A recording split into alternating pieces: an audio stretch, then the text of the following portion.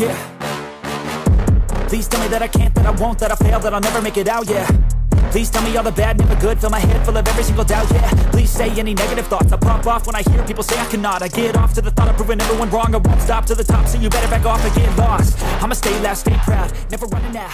So theoretically, you 6 boys that were going around bashing up the paedophiles and that lot, you were the original paedophile hunter. Yeah, he walks by, I'm gonna fucking do him like this. And he walked by, and I hit him quite across his head with this mat, this fucking slap thing, yeah. In the water he went, blood pouring out of his head. I jump out with the thing, with the gun, stick the gun, I said, open the fucking door. And they sorted him out, and then they killed him, yeah? They nearly fucking killed him. I mean, they stabbed him with toothbrushes, you know, with a shot, stabbed him up bad, yeah, all around his bollocks and everything, stabbed him up really, really bad. And he puts the guy across the pool table, 3 of them, they chop his fucking head off with a machete. They chop his head off with a machete, mate.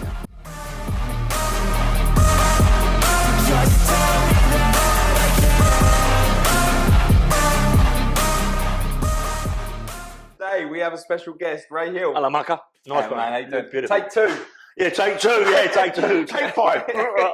Yeah, I was, as you want to know from the off, yeah? Yeah, let's go. This stopped me. I was a young kid. Yeah. I lived in a house, like 3-story, 4-story house, basement up to the sort of 3 stories. Yeah. Brother, sister, mum, and my dad died when I was 1. Yeah. Are they your siblings older or younger? Older. Yeah. All older. Yeah, I was the youngest one.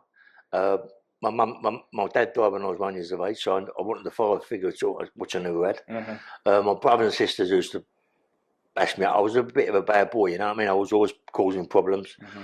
I used to suffer from migraines really, really bad, yeah? So I was always sick. And we only had one front room. That was my mum's bedroom as well as our bedrooms, you know what I mean? Yeah, another room, which is the kitchen and all that, yeah? So, because I used to get a few clumps here and there with my brother and sister, I used to go downstairs and hide, yeah? And I used to hide in the coal shed, coal bunker. Yeah. I used to hide in there, freezing cold, but I felt safe, you know? I felt more safe in there than being upstairs, yeah? Yeah. And was this at night time or through the day? Yeah, through the day. Yeah. Night time or through the day, yeah? My mum used to go, man, call me upstairs, you know, get clumped around the head, and I was filthy dirty. Yeah. I mean, the bath, people used to use that bath maybe once a week, and the bath was just for everyone in the house. So if someone put a shilling or 6pence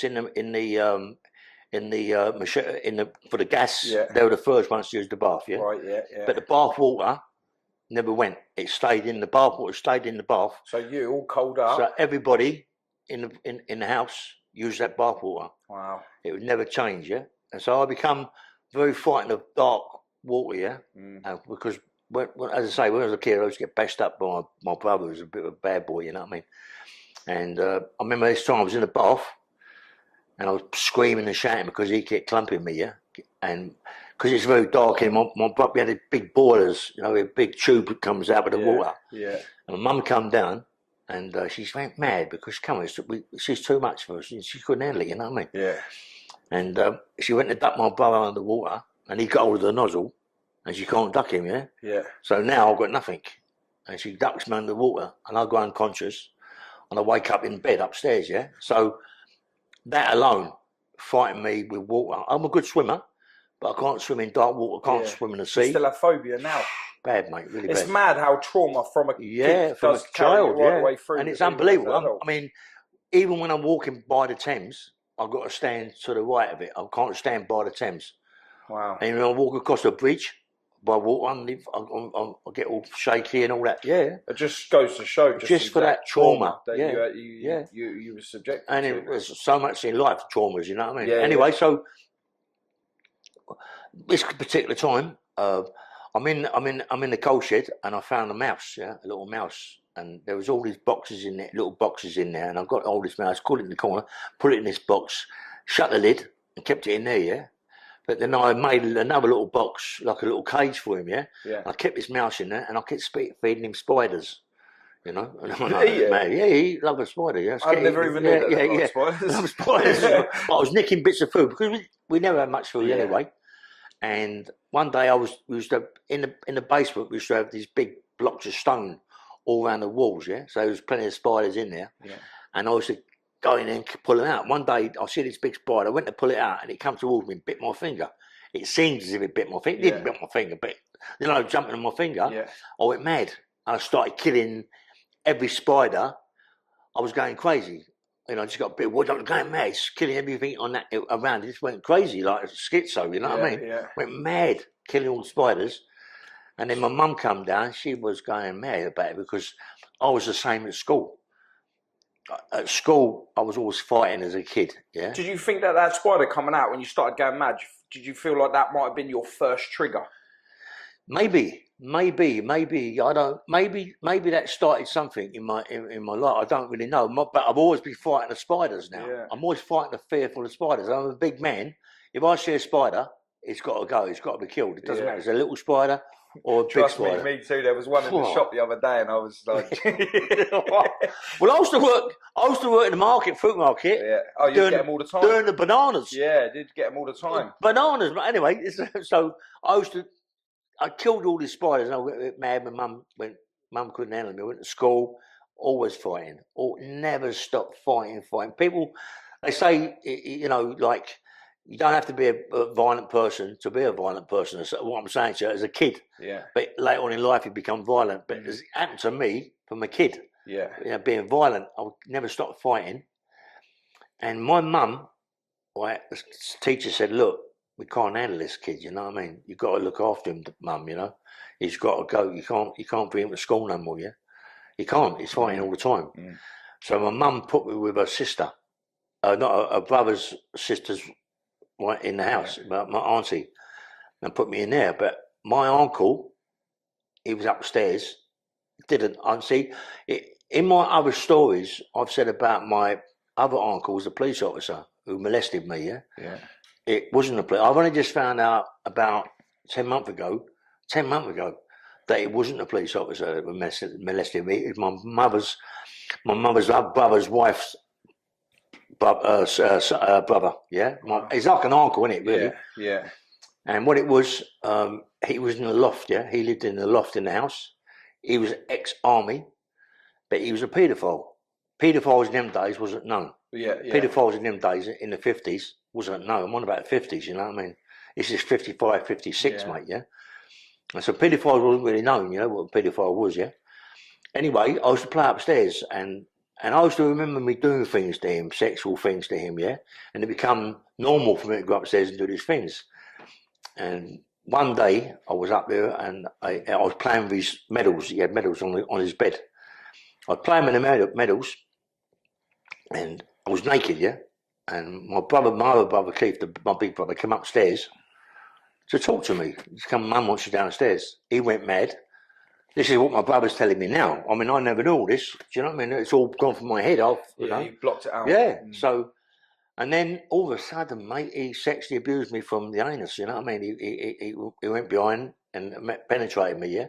Was that the first time that happened? No, I don't really know. Yeah, I think it was. You know, I think it was because what happened when my mum picked us up. Yeah, and we got on a trolley bus. In them days, it was a trolley bus with an electric cable goes across. Yeah. And we were upstairs in a trolley bus, and my mum put me on her lap because it was packed. Yeah, my other brother and sister were sitting down on a chair, and my mum fucking smashed me around the head, chopped me off her lap. She thought I'd shit her on her lap or pissed a weed on her lap. Yeah, but it was blood. Yeah.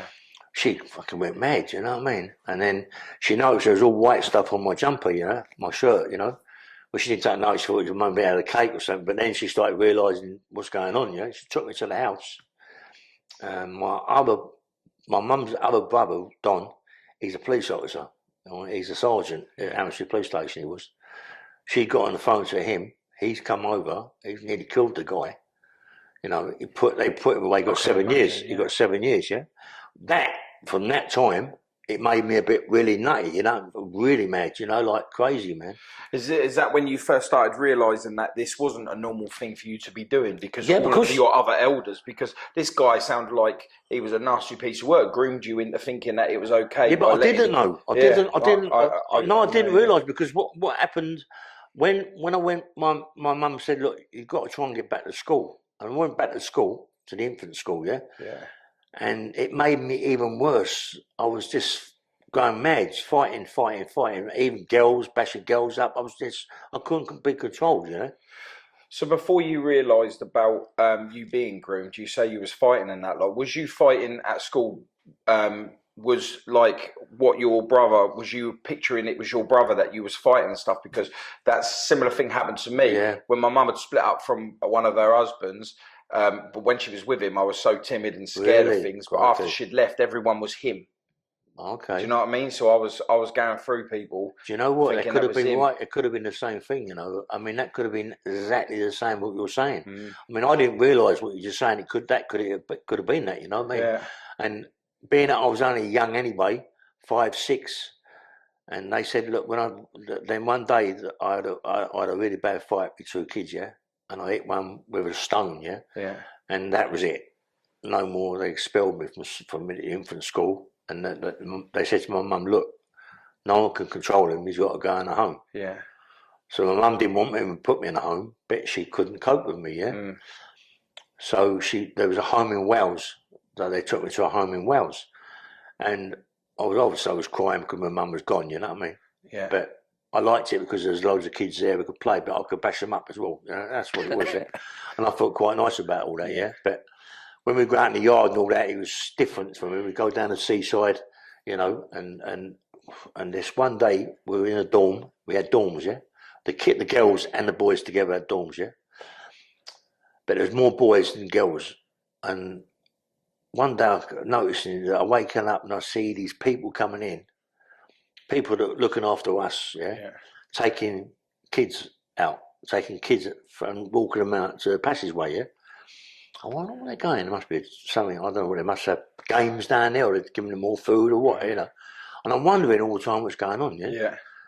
And after a while, then you see them come up crying. So, you know, it ain't nice, you know what I mean? They're crying and sobbing all the time. And in the mornings you're looking at it, you think, these kids are crying, you know what I mean? They're like, not happy, mate, something's not right. Yeah. And one night they come and got me, and they took me to this place, and they took me down the stairs to the basement. But the basement was like a plush flats. Yeah. Plush, really done nice. Yeah, beautiful, yeah.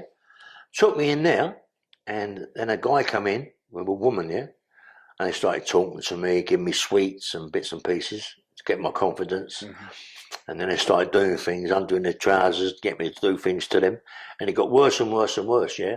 And I used to be, I don't know if I was more picked out of it because I was sexually abused from a child and I've already been sexually abused. Perhaps it's because they realised, because I've been sexually abused, penetrated, it wouldn't be so hard for them to penetrate me again. Yeah. So that happened, yeah. Did you feel like this was like I didn't know it was wrong. I didn't know it was wrong because I knew it was wrong. I knew it was painful. I mean, the pain that I can always remember the pain, yeah, that I went through was unbelievable, yeah. And I went through so much pain, and it made me more fucking mad, more wicked. You know what I mean? I was getting more and more wicked, fighting all the time, going out when we was going out in the yard, fighting, and when we was going in the water, I couldn't even go in the water because of my mum with the bath, you know. But I'll play around by the water, by the sands, yeah. But I never got in the water, never go paddling and all that. I never kept fighting, and then it became worse. It got worse and worse, yeah. And then one day, my mum come pick me up. This is, I don't know. I mean, as a kid, what's time? A day's like a week, isn't it? As a child, you know. Yeah. It could have been 1 week. It could have been 6 months. I don't know, yeah. Yeah. But they was penetrating me for ages, yeah, doing all sorts of things to me, make me do things to them, and then. When my mum came and picked me up, you got to remember that when my uncle molested me, so my mum mollycoddled me, loved me, and give me sweets, and my uncle come over, my other uncle give me sweets and chocolates and loved me, you know what I mean? So when my mum picked me up and we went home, and I told my mum exactly what these people had done to me, she didn't believe me because she thought that you was just because of the love I got from the last time, you know. And I thought to myself, fucking hell, and then. I just went and started going absolutely crazy as a child, you know what I mean, doing ridiculous things, yeah. And then as I was growing up, it became more so.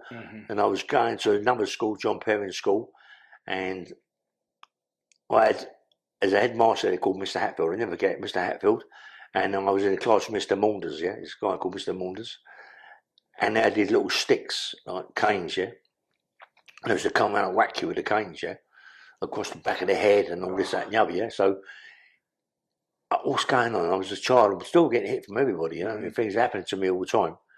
And Mr. Mourners one day, he hit me so hard, yeah, and I thought, couldn't stand it, so couldn't take no more of it. And I hid behind the door. As he come in, I whacked him across the head with a fucking chair. Right, and then that called the police. Yeah. Then the police took me away, and they said to my mum, "Look, he's not controllable. We can't control this kid. You know, he's gone mad." How old was you at this time? 8, 7, 8. So this is your first dealing, minus the sexual abuse with the police. This is your first dealing for your first crime. Yes, mate. Yeah, that was done. This now I'm becoming a bit of a bad boy in a way, yeah. Did all of the sexual abuse and all the trauma that's happened to you within your life, other than that one time with your mum and the water, it's all been from males? Did your relationship with any men? You just it didn't just wasn't just men, you know. When I was when we went to Wales, there was women as well. We also do sexually things to women, you know, sexual things to women. We didn't. I mean, they couldn't penetrate me, but they could make me do sexual things to them. Yeah. So them things weren't so bad because it was a woman. You know what I mean? But to a man, it seemed strange, and it didn't seem strange because I've already done it, you know. Yeah. And then in school, I kept getting the canes and things like that, and then we moved on, to another stage in my school, and I was with some boys, 10, 11, and you know, for some it became like a gang. There was about 6, 7 of us, and when we used to go to school, there was this old boy. I'd done it one day by myself, yeah.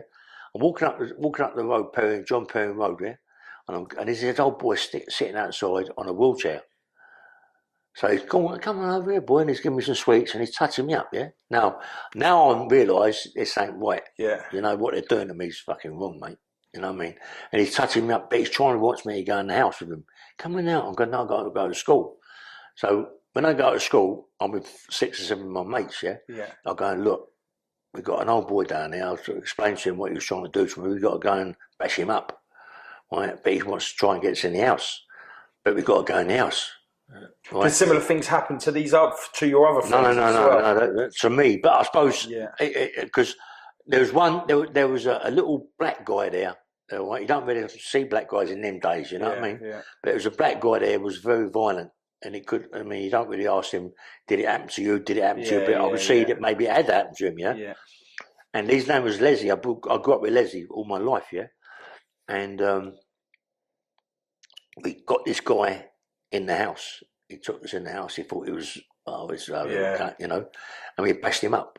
We really bashed him up, but we nicked all his money. ½ a crown, 2 shillings, shillings and all that.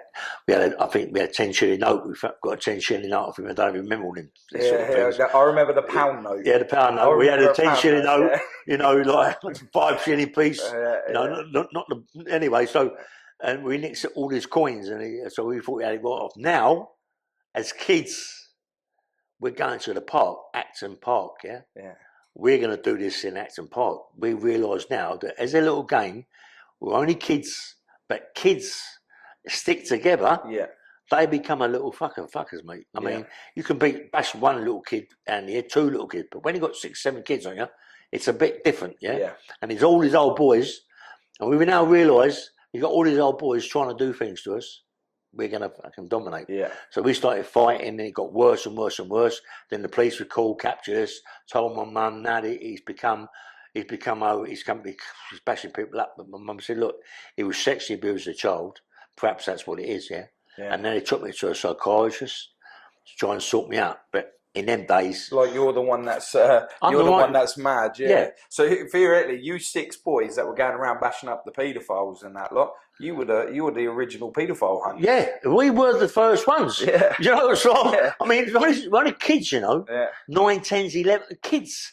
But as you say, don't forget, we've all been abused. Well, not me, I have, but my mate Leslie all has. I don't know. I can imagine the built up of anger, especially towards. I know you said you've done it with some men's, but that some women, but that was like, you know, that was alright. Yeah. Like with the men and that lot, especially if there's 6 of you and you all got the same mission. I can only imagine the damage that you've caused.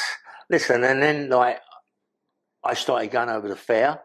There was Acton Park. I was up to Acton Park. Mm-hmm. But before that, my mum when I was took from the infant school, sorry, I'll go back a little bit, yeah? That's Took right. from the infant school, my mum used to take me to my Aunt Nell in the Val Flats, yeah? My Aunt Nell is Adam Faith's mum. You know Adam Faith? No. It's Terry. They're going to come and now spoil this. Shh.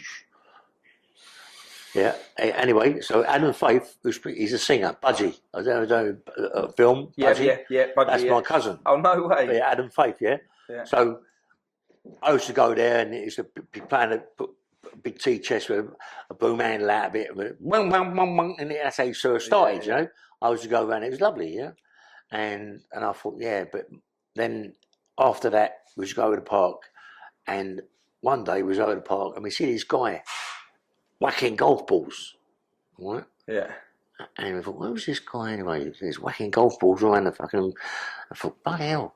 So I went up to him and said, Mister, I said, can we put your golf balls up? He said, look, every golf ball you get, I'll give you 2 shillings. It's fucking quite a lot of money. Yeah. My mum got the money, you know what I mean? So I thought, we all want him picking his golf balls up, right? And he winds up being James Bond, Sean Connery, yeah? No. Yeah, Sean Connery, right? We lived here, and he lived through the park in a big house, right? I mean, we checked it out the other day. How much he paid for that house, still? 7 grand? Well, he said something like 7 grand he paid for this house years ago, yeah? Well, back in millions now, it's massive. Anyway, so we used to pick all the golf balls up, there's a pay us, and his dog Harry, he had an Escalation called Harry, fucking got all of my dog and give him puppies, right? So anyway, I said to your dog's got my mum's dog, and he give him puppies. And he come out of my mum's house, give my mum's money, so he can feed the puppies and all this, that, and the other. It was lovely. Anyway, over the park, doing all sorts of things. And one day, I'm over the park, and I see him going out, yeah? And I thought, what are we going to do? We're going to get in the house. We're going to get in the house and see what's in there. We're kids, ain't it? Yeah. About 6 of us in the kids. So we climbed over the wall. We know the dog is not going to attack us because this is our mate. Yeah, he's going to wait. We always mate playing with him, you know what I mean? As you get into the windows. As we go for the thing, he just looks, I'm not towels bagging him, stroking him, and running around the house looking. There's all pictures of women on there, women on the walls, and it must be his wife or whatever, yeah? So this place is the bollocks, right? It's unbelievable. I thought, God, bloody hell, right? So we got out of the gaff. But before we got out, in the bedroom, he had a glass cabinet with 2 guns in there, 2 shotguns, right? But later on, I found out they're Purdy and Purdy's. They're worth a fortune. Yeah, now they are crazy. What? Anyway, money, silly money. But you didn't cut them, did you? No, listen. My cousin, Adam Faith, his brother was a white rogue. Yeah. Roger Nellums. He's a white rogue. So I told Roger, right? Roger said, can I get in there? Can I get in there? He said, yeah, look, what we do, we get in there and you follow us in. The dog won't attack you because we'll put it in a room, yeah? So he went in there, took the 2 guns and fucking sawed them up. He went for a bit of work, he sawed them up. The old Bill went mad when we checked it out on YouTube, because on my book, right? And he went, we have a look at that. He's got it, be burgled. So, and then I thought, fucking hell. But I'm in the fair. I'm going to the fair. My brother's, my cousins nicked the things. Big thing in the paper about it. I'm in the fair. What am I, 12 now? 12, 13. And my mate Leslie, the black guy was sitting there. Yeah. He went, what we do? Boxing booth. If you last 3 rounds or 2 rounds, they give you a $5. So this is your first taste of boxing? Yeah, for $5 or $10. Yeah. So he went, come on, we'll get in there. I went, leave off. Fuck me, he's a big kid. I was a big man in there. I said, come on. So Leslie's gone in there and he's lasted and given him a $5. I think he should have got a $10, but he got a $5, right? So I thought, I'll go in there. I'm going to go in there. And I'll bang, the gears hit me. I was on the floor. I was only a kid, you know what I mean? About 12, 13, 14, something like that. Anyway, so they're like, then I get a $5. I thought, fucking hell, this is beautiful. But my mum used to come, because I used to stay down the fair and work in the fair. My mum, petrified, used to come down the fair and get me from the fucking fair because she was frightened that something else might happen to me as a child, you know, because fair people might just fucking kidnap me and take me away, yeah. So she come down and picked me up, and then the fair went, and I got a job down at Blacksmiths, yeah, where we used to live. It's opposite of Blacksmiths, yeah. So I went down there. It was all the horses' shoes. Yeah. They had big lathes in there, and one day they was doing some welding with this arc weld thing, and I'm watching it like that. I can't believe it. It give me some art things in the eyes, yeah. Arc eyes, I think it's called. Yeah, from welding. Mate, I was crying for days, fucking all night long crying, yeah. Burns your eyes. Yeah, burns your eyes. Anyway, so I fucking give that the elbow after that, and then my mates, I said, "Come on, we've got to start getting money out of this. We've got to start earning money, yeah." So we started looking around at the shops, and we started climbing through the shops, the back of the shops, yeah, going in the shops and nicking all the sweets and tobacco. And I get them to my mum, and my mum sell them, get money, yeah. So I started doing this all the time. I thought, this is lovely, yeah. Okay, no. And then all of a sudden, I went, about 15, I went to my mate. My mum, the other day, took me into a place called the post office, right? Took me into a place called the post office, yeah. I went, okay. Mum went, okay. I said, listen, they was putting out his big fucking drawers. His massive great big wooden drawers, and in these wooden drawers all the money. Yeah, because in the post office you had a counter and they did stick everything in the drawers. Yeah, they pull these big drawers out, big fucking wooden drawers, pulling them out. Only a little glass like that. And I went, they got all money in there. They got all money. Shut the fridge door, mate. The freezer, yeah. Anyway, so pulling these things out. I went, okay, no, we got to do that. We got to go and do it, you know what I mean? Yeah. Don't go not milestone or nothing else, kids. I don't give a fuck. But my mate Leslie, he's like, he could jump over anything, you know what I mean? You need one of them friends. Yeah, you know that, definitely, yeah. He jumped over, right, and started, people shit his eyes. He's only a kid, but as kids, people don't want to fight with kids, mate. Yeah. Anyway, we're getting all the money out, fivers, tenors, and all that. It's all was the shop open? Yes. So it was an active shop. We just ran straight up with kids. We're more getting nicked with it now, but still, we're only kids, yeah. We got the money, and good money, my money, and that's when we started, yeah. I started realising that, yeah, it was easy to do robberies, you know what I mean? It was so easy, and so we started to do bits of robberies, bits of this. I mean, they're a little firm over there, and they fuck me. Look at this, look. She's murdered, so anyway, like a mouse. You all right there? Sorry. That's all right, mate, you carry on. He must be hungry for them biscuits, mate, eh? He's done the fucking tin already, ripped the tin to pieces. So anyway, so then we started to do more robberies, yeah? And then I went to a bigger school. Do you know how much you got from that first one? About 30 quid, not even now, I don't think. It's silly money, you know what I mean? But at them days, it's quite a lot of money, 30 quid. You're talking about, 60, 62, 63. It's a lot of money, you know what I mean? Mm-hmm. Did you give all of your cut to your mum? Yeah, all my money. Is that how you was kind of justifying that it was all right to do? Yeah, looking at my mum. But my mum, one day, I went to a swimming pool, yeah? Yeah. And I think I was about a bit younger then, about 11, 12. And there was a guy called Brian Sigworth in there, yeah? And he was a bully. He was white muscular, this kid, about 18, 19, maybe a little bit young on that. But as kids, we was getting in the water and it's a fucking splashes in the eyes, yeah? So one day he kept doing it, I thought, fuck this, and I put him back, yeah? And I got in my eyes, he got on me round the neck and put me under the water. Oh. Fuck me. And I've already been underwater before. Yeah. Now I'm fucking petrified. Yeah. I think, I'm screaming, you know. Could you swim at this point? Yeah, of course. Yeah. And I'm choking, you know what I mean? Well, I couldn't really swim, but what I used to do is bounce up and down. Yeah. You know what I mean? And go down the deep end and come back again. You know what I mean? I would swim and go down 7 foot, come up again. So, anyway, so he kept doing it, yeah? So all of a sudden I thought, I ain't doing it no more, mate. I can't handle this no more. He ain't doing it no more.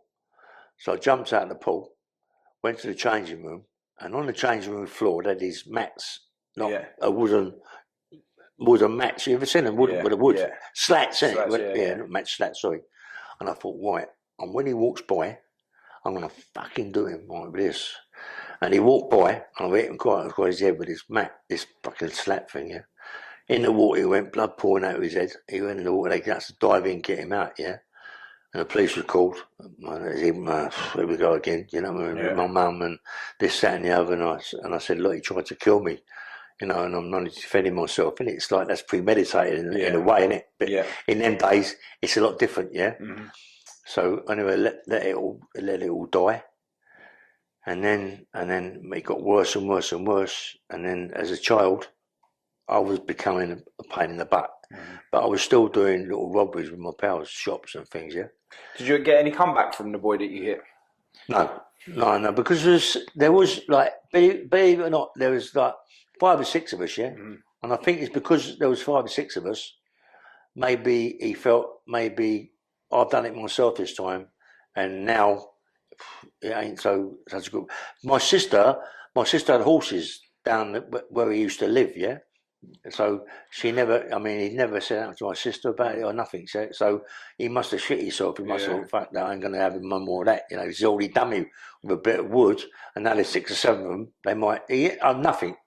But anyway, my brother Keith, we didn't really get on with my big brother, you know what I mean? We was always fighting. Because of him always. Yeah, we was always fighting. Always. And as a kid, when he hit me on the chin, it was like being hit by a sledgehammer. And he could fight my brother Keith, my big brother, yeah. But he was smaller than me because I was getting quite big, you know. But he used to always hit me on the chin and bash me up, yeah. And one day he was in the garden, yeah. And I threw this fucking brick at him and he cut his head. And I run up Perrin Road as fucking whip it, shit myself, you know what I mean? Because he's going to kill me if he gets to me, yeah? He'll cut his head. So when I come back after about an hour, I'm walking round by the back where I've done, it's all blood. I thought, oh my God. I started to cry that I might kill my brother. Yeah. You know, but I ain't. He's just got a little cut in his head. Mum's gone mad. I got a good hiding and I was sent to bed. Anyway, then me and him didn't have so much loggerheads. Didn't really have that many fights no more. I was always losing anyway. But I wouldn't let him look now and again because of the brick and all that. Come on, mate. I ain't letting him win every fucking fight. So it calmed down, yeah. And then I go out with my pals, Rob. And one day I was with my mate, and he took me down a place called Brentford Market. Yeah. You know, fruit market, all right. And I went in the market. I was only 15, 16, 15, I think. I went in the market, and there's a lot of people, older people than me, right, in the market that I knew, yeah, from all around Brentford and all that, going Chiswick. And I was making myself known, yeah. I went in the market and I said to one of these guys, can I get a job in here? And I was quite big, yeah. He went, how old are you then? I went, 17, 18. I was about 14, 15, I don't know, anyway. So I gave me a job, but I was a night porter. So when the lorries come in, I unload the lorries, put them in the stands and all this, that and the other. You were casing it. Have you ever been in the market? Yeah, I used to work on the market. I got my job and they turned around and said, let me see your hands. And I used to go like that. Yeah. They never used to ask how old I was. They said, let me see your hands. And I've always had quite rough hands. What sort of market was you?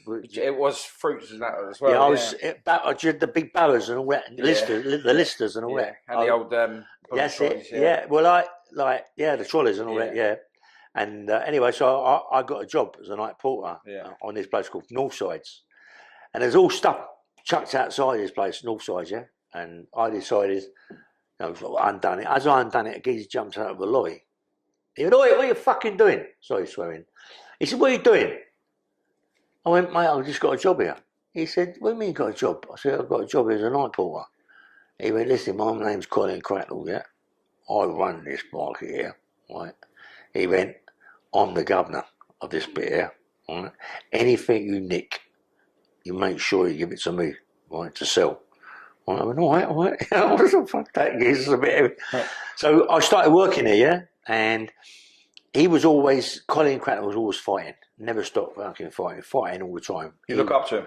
Oh, yeah, he was the governor. I mean, in the fruit market where I worked, there was about maybe, 500 porters in there, you know what I mean? And he was one of the governors in there. There was a few people, obviously, that were more so than he was, yeah? But they kept quiet, but he wasn't quiet, yeah? And there was about, I don't know, I think most people in the market that I knew, even from growers to salesmen to porters, they could all fight. That was what it was in them days, yeah. Anyway, then he said to me, "You want to start fighting?" I went, yeah, all right, I don't mind. He went, "Okay, what I'll do tomorrow, I'll bring some gloves in, yeah." Okay.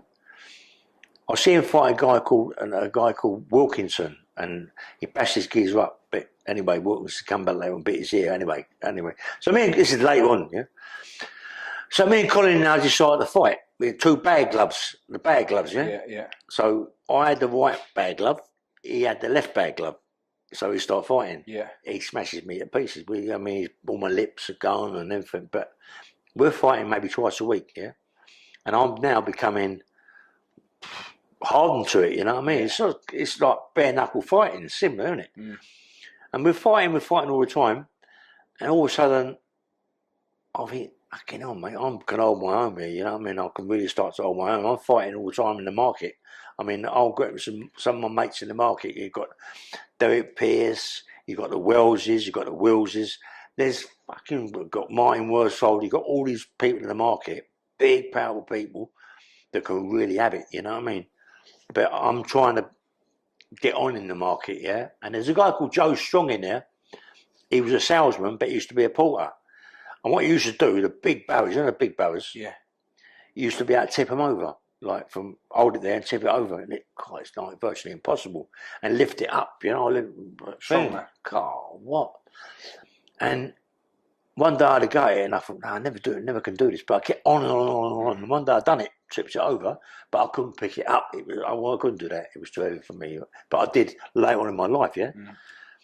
And then I went, I've got something happen, and I met another mate of mine, and I got nicked for nicking some stuff outside the shop at night time, yeah. And they put me in Ashford Remand prison, yeah. I was in there. So I was in there, and all of a sudden I was in the little part of it. Really, I think it's before I was in the little anyway. So I come out as you come out, going to the dining room. There was a guy called Hooper. He was a PTI, yeah? But he used to make everybody do bunny hops. And he was a bad bastard, yeah? Really bad bastard, yeah? And one day this kid in the dining room, there's quite a few of them. It's in Ashford, yeah? Ashford, yeah. They got hold of him. You can Google it, mate. They smashed him to pieces with trays. They done all his legs. Smashed him to pieces. The metal trays. Yeah, metal trays. Yeah. And he was a bully. They smashed him to pieces. I went, fucking hell, is this what prison's about? You know what I mean? I don't know what's going on, you know what I mean? And this is when I first started. This is when it all first started for me, yeah? Anyway, they give me, I think I get a Borstal from that place. I get a Borstal for it, yeah? They sent me to Portland Borstal. Portland Borstal is one of the hardest Borstals you can go to, yeah? It's got a name for itself, hasn't it? You know. Anyway, I goes in there, and I forget Hadley or something. I forget the name of the thing. And it was all regime. Everything was regime. It was all done by watchers, military crazy. Press up, burpees, all this every day. Is this your first time of being like, this is what you do when you wake up? Yes. You have no choice. Yeah, you've got to eat certain foods. You've got to make your bed packs and all this, that, and the other. Your military is military. You know what I mean? And exercising, and then all of a sudden. I get a 6 to 2 Borstal, 6 months to 2 years Borstal. I thought, I can't act this, mate, no more. And I have it away from there, yeah. And then they sent me to Rochester, caught me, sent me to Rochester, remand, recall prison, recall Borstal. Fucking hell. That was worse than that one, was it? Rochester is worse than Portland. Was that your toughest prison that you were in? That Rochester, not prison. As a Borstal, yeah. And I thought, oh, what? And they really taught me a lesson, yeah. I've done 2 years. I've done the 2 years. You know, 6 months to 2 years. I've done the 2 years, yeah. So when I come out of there, you got to realise that it's all regimental. And I met a lot of guys in there, yeah. It's all regimental. It's all regime. Everything's done by the clock, but with a watch, yeah. So I met more pals, a few pals in there. And listen, mate. let's get together. We can start earning a lot of money here, do it all proper. These all from the same area? Yeah. And even boys that work from the same area that I met, you know, Paddington and all in them areas. And we decided to do robberies, do armed robberies, you know what I mean? And we started getting a lot of money doing that because everything was on white. Now, goes, everything was done proper. Regime, it's like an army fucking thing, yeah? And one day, something happened, Bosh, get nicked again, and they give me a YP. They give me a YP, and I go to Aylesbury YP Centre, Aylesbury, yeah? And I got to Aylesbury, and so for some reason, because I've done a ball stall, they let me go to a wing called F&G wing, yeah? Where F&G wing's for first timers and lifers, yeah? But I ain't a first timer. Yeah. I've been a ball stall, but they let me go over there, so I don't know what's going on. Is it on my record? I don't know. So they let me go over there, F&G wing. F&G wing is like it used to be a women's prison, right? F&G, Aylesbury used to be a woman's side and a man's side, yeah? So I was in a woman's side, yeah? So it was like a house, big house, yeah? They made it all cells, but it was a big house. Went in, it was clean, so clean, spotless, yeah? And my first job I got was a cleaner, you know, and everything in the toilets had to be brass, all clean, the copper all clean. Brass, I remember that stuff, man. And we had these big bumpers. You ever see them? No. Oh, big bumper like that, and there's a handle on it, massive grabby handle, and you chuck it like that to polish the floor. Oh, yeah, I know what you're on about. Now I understand what you're on about, Great big bumpers, crash. Do the floor, and I started getting really to know people, and there's, but what happened, sorry, before, when I went to my YP, when I first went there into the scrubs, yeah, as I walked through the door of the scrubs to go to the wing I'm on, I could hear, ooh, ooh, ooh, ooh, ooh, ooh. I thought, what the fuck's going on here? You know what I mean? It's a nice. In the morning, like you go in the cell, it's all regimental, yeah? You got to, in the morning, tell you got to do this and that. Is a bed packs like this and that. It is in the morning. When we undo you, this has got to be done. You got to wear your shirt up to your fucking thing, put it tight. Oh, it's fucking crazy. You never wash it. So anyway, the first day I go there, I go downstairs to get my food. As I come up the stairs, fucking they attack me. Some people attack me, nick all my fucking grub and push me down the stairs, the poison's on the stairs and everything. So I'm thinking, fuck this gaff, you know what I mean? I've got to start having fights here. Yeah. So I go back downstairs, said to the guy, look, can I have some more food? I fell down and said, no, you can't eat what you got. Yeah. And I go upstairs. Thought you were going back for seconds. Yeah. So I thought, fuck it, here we go. So I come back downstairs and there's a lot of bombies in there doing HMP.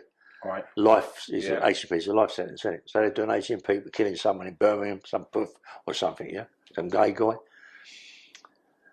So there's one in there who's the governor who can have a white fight, yeah? So I got hold of him, I said, listen, you pushing down the fucking stairs, you nicked my food, me and you got to have a fight, you know? And I said, I've got to defend myself, yeah? He went, come on in, go in the toilet, I'm in there in a fight. I got bashed up.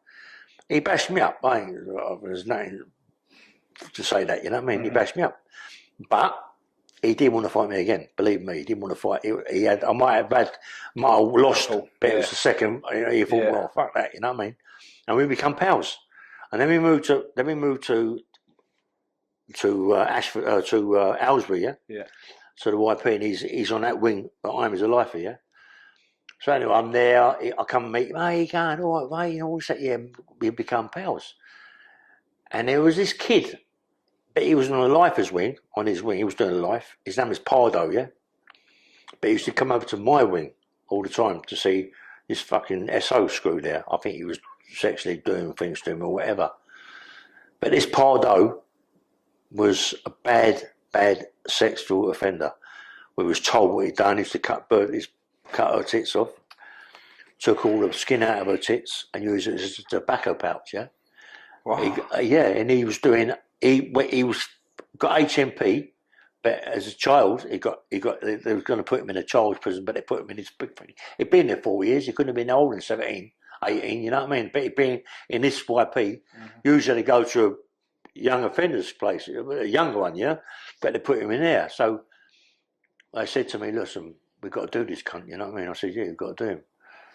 So he went over to back to his life wing, and we had to plot up to do him.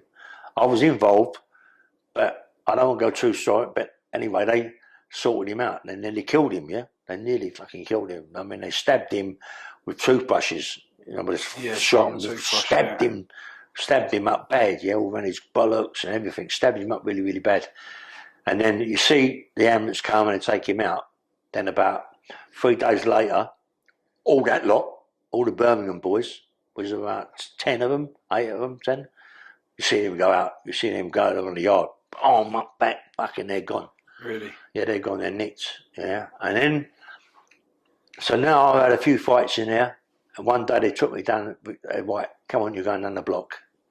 Well, the block in Aylesbury is where they kept the train robbers, because it's so secure. Yeah. It's such a secure block.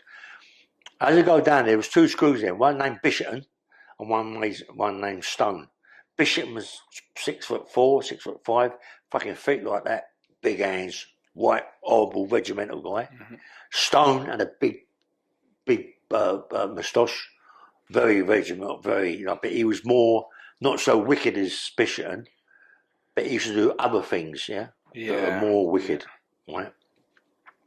So when you go down there, I'm going straight. This Bishop had a thing about getting hold of your arm, under your arms here and pinching them. Nipping them, yeah. Oh, it's horrible. Oh, and nothing worse pain, mate. And took him to the cell. He went, this is your cell. He said, in the morning you're going to see the governor. He said, you're nicked for abuse and all this, that and the other. He said, you're going to go get 14 days CC. I know what's going to happen to you. You're going to get 14 days CC. Solid confinement. See that cell now? Chance to be in that cell when you come out of that cell? A table and a chair.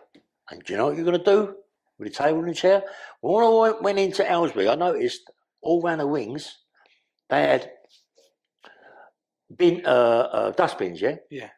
But they was all gleaming. Right? Gleaming, fucking gleamed. They're polishing them. Yeah, polishing them. What was our job? Polish the tables. But where did you do it? In solitary. In the cell. You got to do this with emery cloth and a wet and dry. So, but it's in your cell.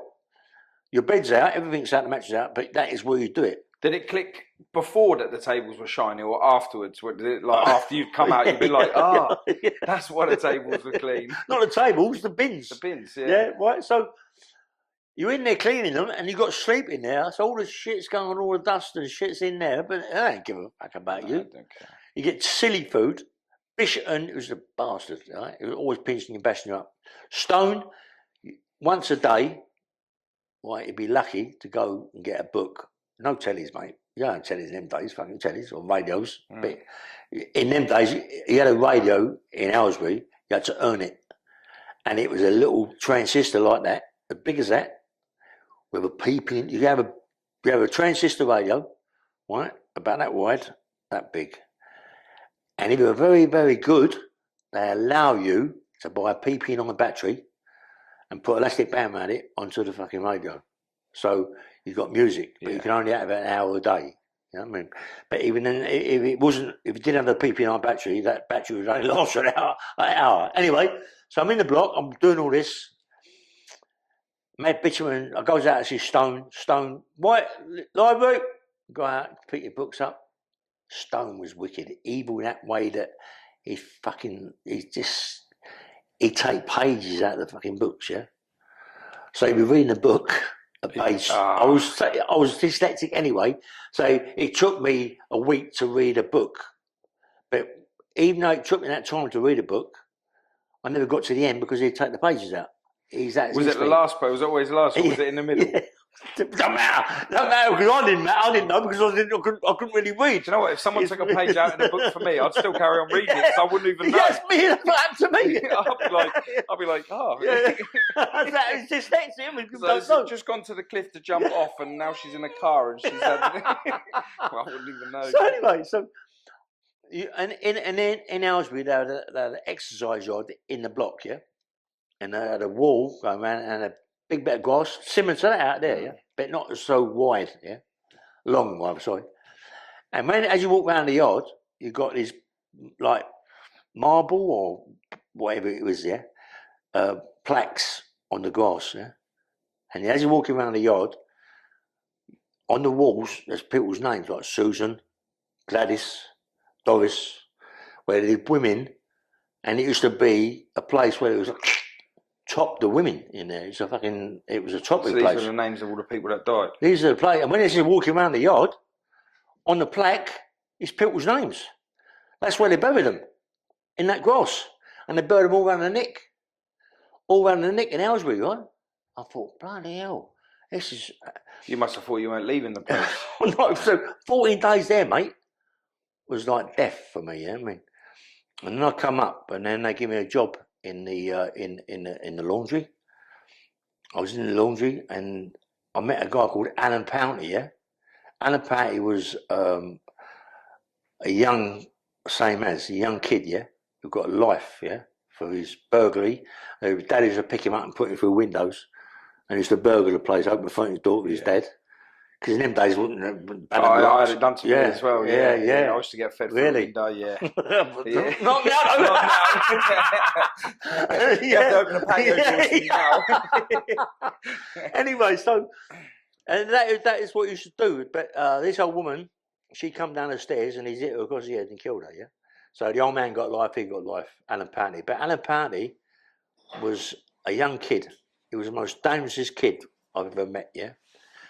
He was a young boy that shouldn't have been in Aylesbury. He should have been in a, like a place like a fucking Baltimore or something to help him try and mental asylum. Yeah, but he was running regimental. He was always a regiment, but he was very smart. Everything was all starched. Everything, even his jeans were starched. Shirt was all starched up here. Everything, fit and polished. His shoes, gleaming. He was like just crazy like that. Yeah. But he hated Indians. But in the laundry, working in the laundry, is Indians. Right, with us. There's about 8 Indians in there. And he used to get these pins put through the women's knickers. Because we used to get knickers from the women's prison. Yeah. You can imagine, can't you? You can imagine, can't you? So they used to put these pins through the women's knickers, and put them in the washing machine. So, so you know how many knickers are there, so they can count them up and put them in. Otherwise they'd go missing, But Alan, his trick, used to stab the Indians in the arse with his pins. But the geezer who's the civvy, I'm sure he was shagging him, getting hold of him because he was taking him in the office for hours, Yeah. But he never used to nick him for it, But chuck the Indians out the thing. So I said to Alan one day, shall we wash one day in the machine? Because my job was in the washing machine. Big fucking washing machines, bigger than that door, great things. Should we put an Indian in that, Al? He went, yeah. You mean wash an Indian? Yeah, listen. So his mate, the civvies in the room having his sandwich, a cup of tea, got his in and chucked him in the machine, turned the machine. I went, no, we've got to stop it. Fucking old scares on a die, you know what I mean? You've got to stop the machine, get him out. The water's going there, get him out. He's in a quite bad way. You pull him out of the machine, on the floor, Alan apparently then you've got to chuck him out, mate, because he will do more damage. If me was involved in it, chuck him out.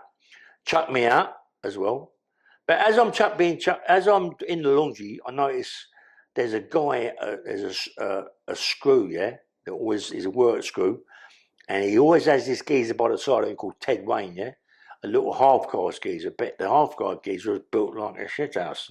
Massive legs, massive. And and on the wing with is a guy called Michael Pearce. Right, he's well known. Michael Pearce. I only just found out he just died from Wales, but he was everything. He killed Shorey and killed Lenny McLean. Really? Pearce is in my book. I got a book called Street Fighters, by a guy called Julian Davis. I'm in that. There's a few of us in it. You know what I mean? Anyway, but I only found him out the other day in there. Someone was talking about it. I thought, well, he's in the book. And he's my mate in prison. Oh, wow. But when I got all this guy, I wanted to get in the powerlifting team. So I got in the powerlifting team. And he was there, Michael Pearce. He was doing silly 500-pound squats. I mean, pounds, not kilos, pounds. But it's still a lot of weight, you know what I mean? I was doing like 795 deadlifts as a kid. 795 pounds deadlift. I mean, that's fucking ridiculous. We won the southern area in the prison thing, right? Anyway, I'm getting a bit old now. I'm going to be made up, I think. They're going to make me up. to a big prison there. But before that, they put me in a metal shop. I'm in the metal shop, and we're doing cables, and we're bashing these cables up with big hammers. No machines like they got over there on that place, that BFA over there. Yeah. None of that shit. That's all easy over there. But don't go on the whatever. Anyway, don't go on the table. Anyway, so I'm in there smashing these cable things, and there's a guy called Dave Stone. Yeah, he's doing a life, Dave Stone, but. He talked to Dave, and he ain't guilty, mate. They fitted him up. In them days, it was the kids, and he ain't guilty, mate. And this always said, but his job was the forklift, really old forklift, yeah. His job was loading the lorries up with the cable, and he loved that. But he'd love to know where the cables are, and gives over there. But anyway, his job was loading the cable. But we was talking to him one day, me and a few others, and he said, "Look, I can have it out of here, I said, because there's no fences around it in them days, there wasn't no fences. He said, I can have it out of here on this fucking forklift. I said, how are you going to do that then? He went, look, what we've got to do, you see the lorries, when they come in, park the lorry a certain way so they can't see the wall. I can slip round there, make it out and loading the lorry up and fucking go over to the wall and get out of here, yeah? How are you going to do that? He said, well, mate, start getting the truck, all the stuff out on wheels, yeah? Put it outside. So the lorry can't get in. We never ever put it outside. When the lorry comes in, the forklift comes in, picks them up, takes them out. But we decided to put them out on wheels, yeah. So we put it outside, so the lorry can't park. So he's got to park the other way, so he can't see the wall. What you do? He goes in the forklift up, gone. He's gone. Dave Stone, right? He's gone. He's doing a life. He's gone over the wall. There's murders in there about because we call so much murders in there for the screws to come in. Because we started throwing knives about and fucking hammers about, and the screws come in to try and stop it. So it's all the screws come in, but they're not interested in him loading the things up. He's been doing it years. They're interested in us. So he's fucked off, isn't he? So now they think that we're involved in it anyway. So his ship's out anyway. But he goes. They're catching him. They've caught him now. 25 years later. Oh really? He stabbed someone in the club before, yeah? He stabbed someone who got a life, yeah? But he said he didn't do it, someone else done it. But this time, he best hit someone on the chin, knocked him over, and killed him. So when they come and checked him out, they fucking realised that it's Dave Stone, escapee from Aylesbury prison. So he's got to come back to he's got to come back into his life. Now he's going to get another life, he ain't never going to get out, you know what I mean? There'll be a maximum security as well. Of course, standard, you know what I mean? So then they make me up. They make me up to a star. I go to the Scrubs.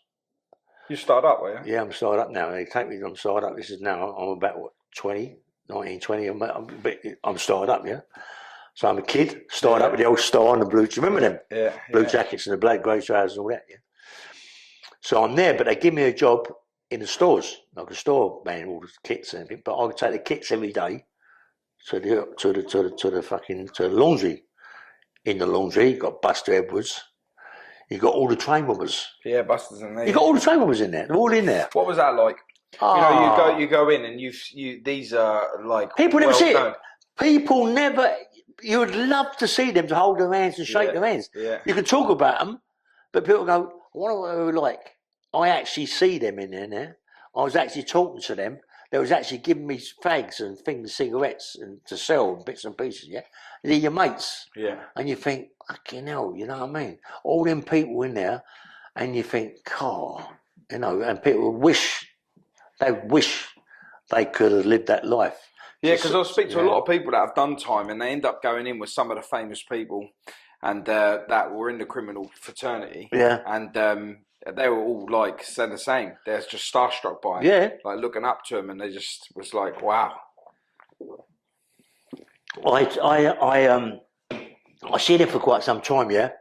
And one day I'm in there, and I'm standing at the what you call it, the dinner queue, had some dinner. All of a sudden, it was a nice sunny day.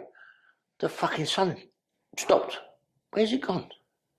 So I look behind me. It's Cliff Fields. Massive guy. Massive. Yeah, massive. He's man power, isn't he? Now you want me to become mates because I've fourth click. Anyway, so he's massive, yeah? Yeah. I went, look behind everyone. He's a red band, yeah? They give him a red band. They give him a red band, man. It was petrified. He just screws the shit scared of him, yeah? He run that Nick. High risk, red band, yes, high risk. Yeah, he run it, mate. So I'm from Owlsbury. I'm big. I've been in the powerlifting team. Yeah. I'm massive, quite big. He starts talking to me, comes to my cell. I'm with a Scottish guy. This Scottish guy's had abs. Fucking like that, mate. House bricks. Oh, he was no strong. He wasn't strong, but he never stopped doing sit-ups and burpees, leg thrusts and alternate. Never stopped. All day in the gym. All day in my cell. They were two up together, me. And I would do all the press-ups. He'd do all the sit-ups. Yeah. Like I couldn't do what he done, mate. Never in a million years.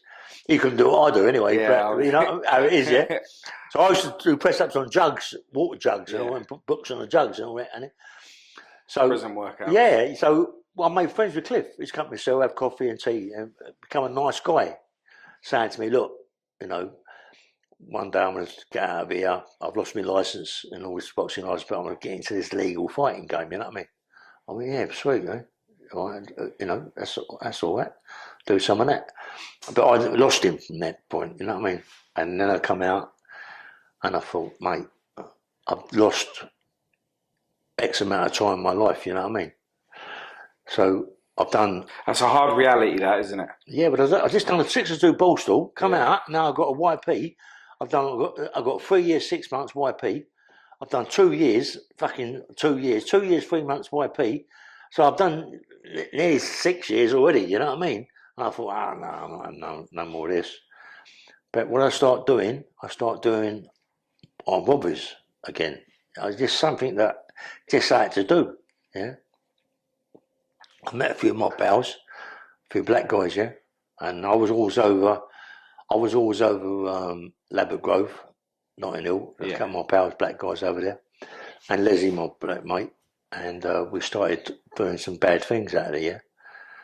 And one day, his mum was offered a club in a place called the Graveyard in Harrow Road, opposite the grave. Harrow Road Graveyard's on the left-hand side. The club was just here. They called it the Graveyard, good name for a club. Yeah. So went there. I'm only young. I went there with Cuffy, my co-defendant. Then later, and I'm starting being a bouncer there. I'm a kid, but I'm still a bouncer with it in it, yeah. And he got all these Rastafarians, yardies in this club, young blood, and all mad as they come.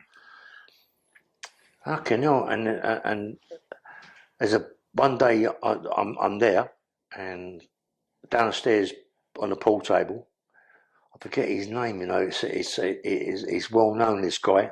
I was talking about it the other day. I forget his name. I forget his name. He's well known. And he comes down the stairs. He's had a row with one of these Rastafari. He's Rasta himself, yeah. And he puts the guy across the pool table, three of them, and chop his fucking head off with a machete. They chop his head off with a machete, mate. And I'm down there and I shit myself. Fucking hell, mate. I swear to God, if that was a camera, that was the fucking where I was, and the stairs were over there. I jumped. Did you see him do it? I see him. I was there. I was downstairs because there was trouble. What was his name? He's well known. He's really well known. Anyway, I think he come to me, yeah, and he chopped his head off, and I thought, whoosh, was up the stairs. He's gone down our road, running down our road, and got all these Rastafarians chasing us with fucking hatchets and fucking what have you. And we eventually come back, and there's a whole police outside, the whole fucking ambulances, and they take him all away, yeah? And I thought, Jesus Christ. And then I thought, no, I'm not having none more of this. So I got all the coffee. I said, listen, we got to start earning some money, you know what I mean? Pound notes. He went, okay. And I said, come, let's do some robberies. So we started doing more robberies. And one day, we had to meet my mate at Park Royal Hospital, yeah? And sitting outside the bank opposite Park Royal Hospital, I think it was a Barclays on that, I'm not quite sure what it was there. And I went, hold up, what's coming out of the bank? Have a look. And there's this guy coming out of the bank with money bags, yeah? Put it into cars, in a car. thought, not a van, not a security van, a car. Oh, yeah. So they're delivering money, right? So I went, come on, we'll follow them. As my mum mate lost them, I went, you fucking idiot, yeah? He lost them, yeah? I thought, well, we come back next week, and we come back next week, same thing. Day, same time. But now, I've got what's the name? A 410 thing with 2 cartridges, the silver ones out, the silver cartridges, let you know, here's one. Silver cartridges, I've got that in there. So we followed them. They go down to Matlins or something. Matlins, it's do these doors, windows. Matlins, I say. He pulls up, sharp, yeah? He gets out one of them with a bag. So I know there's bag in the motor now. Yeah. He gets out of the bag, Cuffy jumps out of the motor, gets hold of the guy resting on the floor, he's take the bag.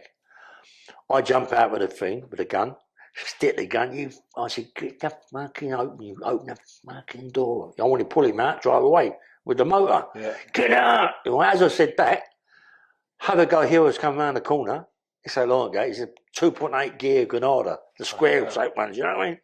Come around, hit me in the legs, smashed me up against the car, a bit more on my right leg. Ran you over with a car? Smashed me against the car. Boom. Smashed me up against the car. The car, yeah? The gun went flying. So he reversed up. The adrenaline in you, you're not thinking about nothing else but the legs, pain in my legs. I picked up the gun. I run him down the road. I let 2 shots go, but they've got rice and salt in them, yeah? So they ain't got no pellets in them. Only rice, but I've also got 3 others in me, 3 same things again, yeah? So I let him boom, boom, get it go. What's he do? He comes, he slams it in gear, comes at me like a fucking lunatic, hits my legs. I go up in the air about 10 foot, I come on the bonnet, he drives on, he reverses up, I come off, leave the gun, fuck the gun, and I mean, you should be dead by now, you know what I mean? Yeah. But anyway, I picked myself up, jumped in the back of the car. I think we had something like a Corsair or Consul or Cortina, I don't know what it was in them days, you know what I mean? But he had this 2. As long as it had 4 doors, you're all right to get But he had this 2.8 gear Granada, right? He's still chasing us. This geezer's supposed to be a ratty fucking ever-go a getaway driver. As he's going down the road, he puts the indicator on to do a left. Oh, let him know where you're going. Yeah, you know what I mean? Thank you very much. So as we're going down the road, there's a fence, and an offices or factory, big fucking old fence, fashion fence and thing. He's hit us from behind, pushed us into the fence, into the big fence thing. As he does, I go through from back seat, through the windscreen, hit the fucking thing, go on the floor. I mean, I don't know, I must be Superman, you know what I mean? But I pick myself up and I run, right? Them 2, they even left the money in the car. They're gone, mate. Right? I'm gone. This geezer, I don't know where he's gone. I don't know if he's chased him or what, the car smashed that or what, right? I'm going. I'm running down by the scrubs now. As I'm running down the scrubs, there's this builder thing there, and they're doing some building work in there. So I rush in this building, I'm pissed with blood, all my legs, my head. I goes in there and I get one of these lead fucking thing there, working. I chuck all sand up in the air, mud all over my leg, I'm rubbing it all over my legs and shit like this, right? I picked up these jerry cans, I'm walking out of there, right? All of a sudden, the Hillman Minx or Hillman Hunter, maroon one, pulls up. It's old Bill, isn't it? They look at me and they went, no, shot him. Oh, fucking hell, what's going on? They're going on like a lunatic. So they go, and I eventually get home, right? And anyway, a week later, 2 weeks later, I'm in my house in Acton. I'm on a sunbed with a woman called Christine, got a couple of kids. I'm in there on a sunbed, yeah? Crash, I hear the front door go, bang! Fucking hell, it's old Bill, right? But they don't want me for the robbery. My brother-in-law's grassed me up. I'll give my brother-in-law a 1-barrel 410, strawberry, yeah? Sawn off. He's gone a bit of work, but they've caught him on a burglary or something, and he's put the gun on top of the wardrobe. So when they've come in to check up for the gear, they look, look in the wardrobe, they've got the gun. No, he's shitting himself, isn't he? So he said grasses me up. Yeah. So they come in the house to nick me for that.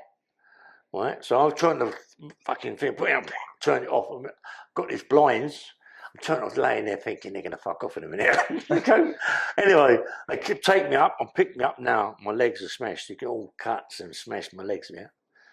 They look at me and go, right, put your trousers on. All right, put my trousers on. He says, you'll come with us. I went, okay. He said, well, first of all, we want to search your house, yeah? But up the stairs, I had a little walkway, and then you walk up the stairs to get up to the bedroom.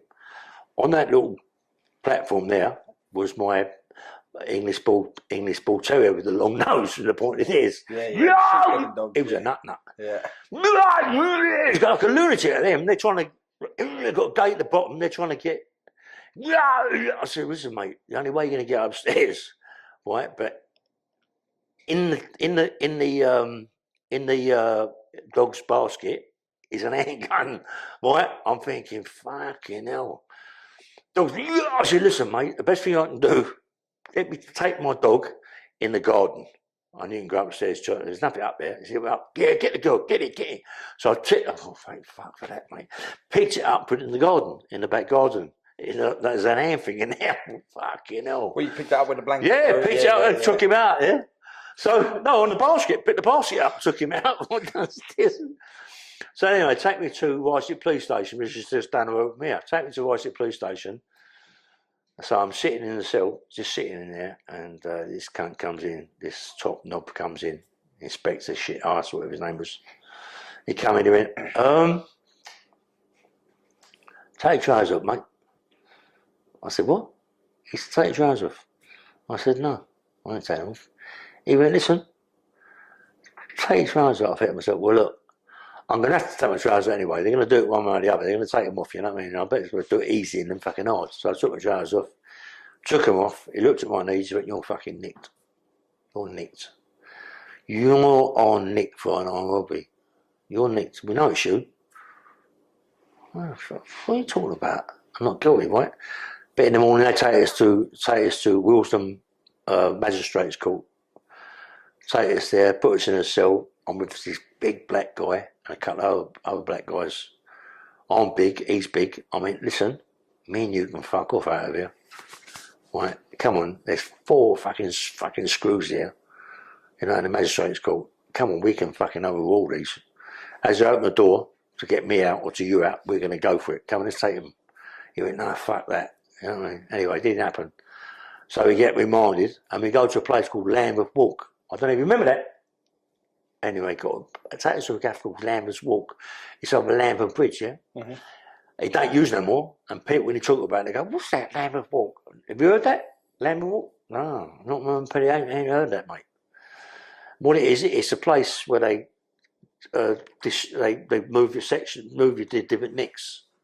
It's what they call it, a stop-off place, right? Mm-hmm. You drive in there, and you go lift downstairs, take you to these big cells, big as this, or bigger. And in these cells, you've got big concrete blocks as you sit on there, yeah? So you go in there, you're waiting to be transferred to whatever nick you go to, yeah? Don't use it no more. But in there... Like holding cells. Holding cells, yeah. Sorry, yeah. So, as I walk through the door, I don't smoke. Oh, mate, it's fucking full of smoke. Everybody's eating food, chucks it all on the floor, it stinks, people are farting, shitting, there's no toilet. People are pissing up the wall and everything, you know what I mean? They won't let you out to use the toilet. Everyone's pissing up around and shitting up. Oh, mate, you're being sick, you know what I mean? You're there till 11 o'clock at night, you know what I mean? Right, you're going to the scrubs. Thank fuck for that, you know what I mean? So they ship me to the scrubs. I'm on remand. I go to A-Wing. I'm on the 2s or the 3s. They know me from my YP. They know me from my Borstal. They take me there. Sweet. Love it. You know, I'm happy. I'm doing what they give me a job as a water boy, yeah? Doing the water. But in them days, on a Sunday, your mum could bring you a dinner in. Or a can of drink as well, right? So everybody, if you wanted a Sunday dinner, tell your mum, she'll bring him. So my mum was up at 5 o'clock in the morning and make me a dinner. You know what I mean? And come over with a can of beer. Loved it, you know. Beer on Yeah. So everybody in there. So if you're a drinker, people in there bully people for their fucking drinks and this, that, and the other, right? I got involved with it. What happens? I was in the water room, and for some reason, these 2-3 guys didn't like me in the water room. They wanted the job. So I went in the water room one day, and the fuckers opened my water, and the water's running all down the landing everywhere, right? So I had to mop all this water up and everything. Anyway, I've gone back in the thing, and this cunt's in there trying to do the same thing. So me and him are having a fight, Me and him having a fight. There wasn't no winners, you know what I mean? But I had a fight with the guy, So, anyway, I thought, fucking bastard cunt. He goes out. Next thing you know, he comes in, I remember 2 others come in with him, and they bash me up. I've got 3 geezers, they're bashing me up, isn't it? But not bashing me up, but it's the right fight. They've smashed the piece, but I'll come second best, you know what I mean? But I ain't worried, I don't give a fuck, but as long as I put up a good show. Yeah. So, in the cell, my job, in the daytime, in the night time, was to go round with the tea and the buns and the cakes. Go round there. Don't die anything, for fuck's sake. And I go around with the cakes and the buns, right? Goes to this cell. As I open the door, I see these 2 geezers. They got black eyes, cut lips, and all this. I got all my face smashed to pieces. They're smashed, I'm done. So the screw's looking at us and saying, what's going on there, you know what I mean? Fell over. Yeah, so you know what I mean? Both of us, 3 of us.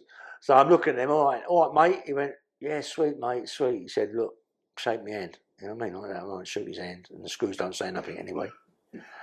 So I go right to the very end cell, I go right to the very end cell, and he's one of the guys, the last guy that I've had the fight with, But he don't know that I'm mates with the other 2 now. So I goes in there, I said, oh mate, is your bun or whatever, your cake and your tea, this, that and the other. Give him the cake and the bun. He looks at me. I went, you sweet, mate? He went, yeah. I said, the other 2 are right, you know. He went, sweet, put his hand out, shook his hands, sweet. And anyway, I go to court. They give me 7 years, 7 years. So, fuck this. Get 7 years, ain't bad. For the gun, they give me 5 years, but can run concurrent. Concurrent, So I'm doing the 7. So now, do you feel like that was a touch? Yeah, I thought so. With a gun. Yeah. I mean, don't forget, I've already got 3 also as well. I've got 3 cartridges. Cartridges, 3 cartridges in my pocket. That's even worse. So now I'm going equipped, isn't it, really? I mean, come on, mate. So I'm lucky. I've got this judge. He ain't a bad judge, but all that Bailey judges are no good anyway. But I then go back to the scrubs, right? I go back to the scrubs, but they put me on A-wing, right? But the other side of the A-wing is the long term, you start your bird, right? Yeah. As I go in A-wing, goes up to the cell, I goes in the cell, there's 3 up, My bunk bed's the top bunk bed, so it happens, innit? That's what happens. So I get the top bunk bed, but at night, the kids are nice kids, they're nice people, In the morning, comes down the stairs, get me dinner, me breakfast, and I've got to now go and do me EDR and me LDR. You know what I mean? When they sit on the chair, go in and get me a fucking. And when they give you think, fuck, am I ever going to get out of here? What? You know what I mean? Because they give you the 7 years, don't they? You think, oh, what? You know? I went, Jesus Christ. And I walked out here, Scrooge went, hello again, how you going, Ellie? He knows me from a YP. Yeah. He went, you still as bad as what you used to be? I said, no, it's quieting down, but I still fucking own a cunt, you know what I mean? He went, listen, we want something done in here, right? We look after you, right? Are you interested? I went, yeah, of course I am, what's up? He went, look, he said, there's 2 Indians, 2 Sri Lankans, right, that come here. One's doing a 12, one's doing a 14. But what I found out later on what happened, but they molested this young kid of 13 or 12, sexually abused her. I mean, that now my fucking horns have come out. Yeah. Sexually abused her, you know what I mean, mate? Because of course. And I'm thinking, go on, They went, and then they took her over into a graveyard, and they tried to kill her, but she survived, yeah. And they just got burned. But what it was, later on I found out that it was a Screws kid member, but it was happened in Wandsworth area, yeah. So they couldn't. Well, they all stick to their own brother across, you know, and they put the word out. It happened in Wandsworth, so they got to Wandsworth, but it wouldn't put them to Wandsworth because the Screws is in Wandsworth, yeah. So they put them to the Scrubs. It's only a phone call, mate.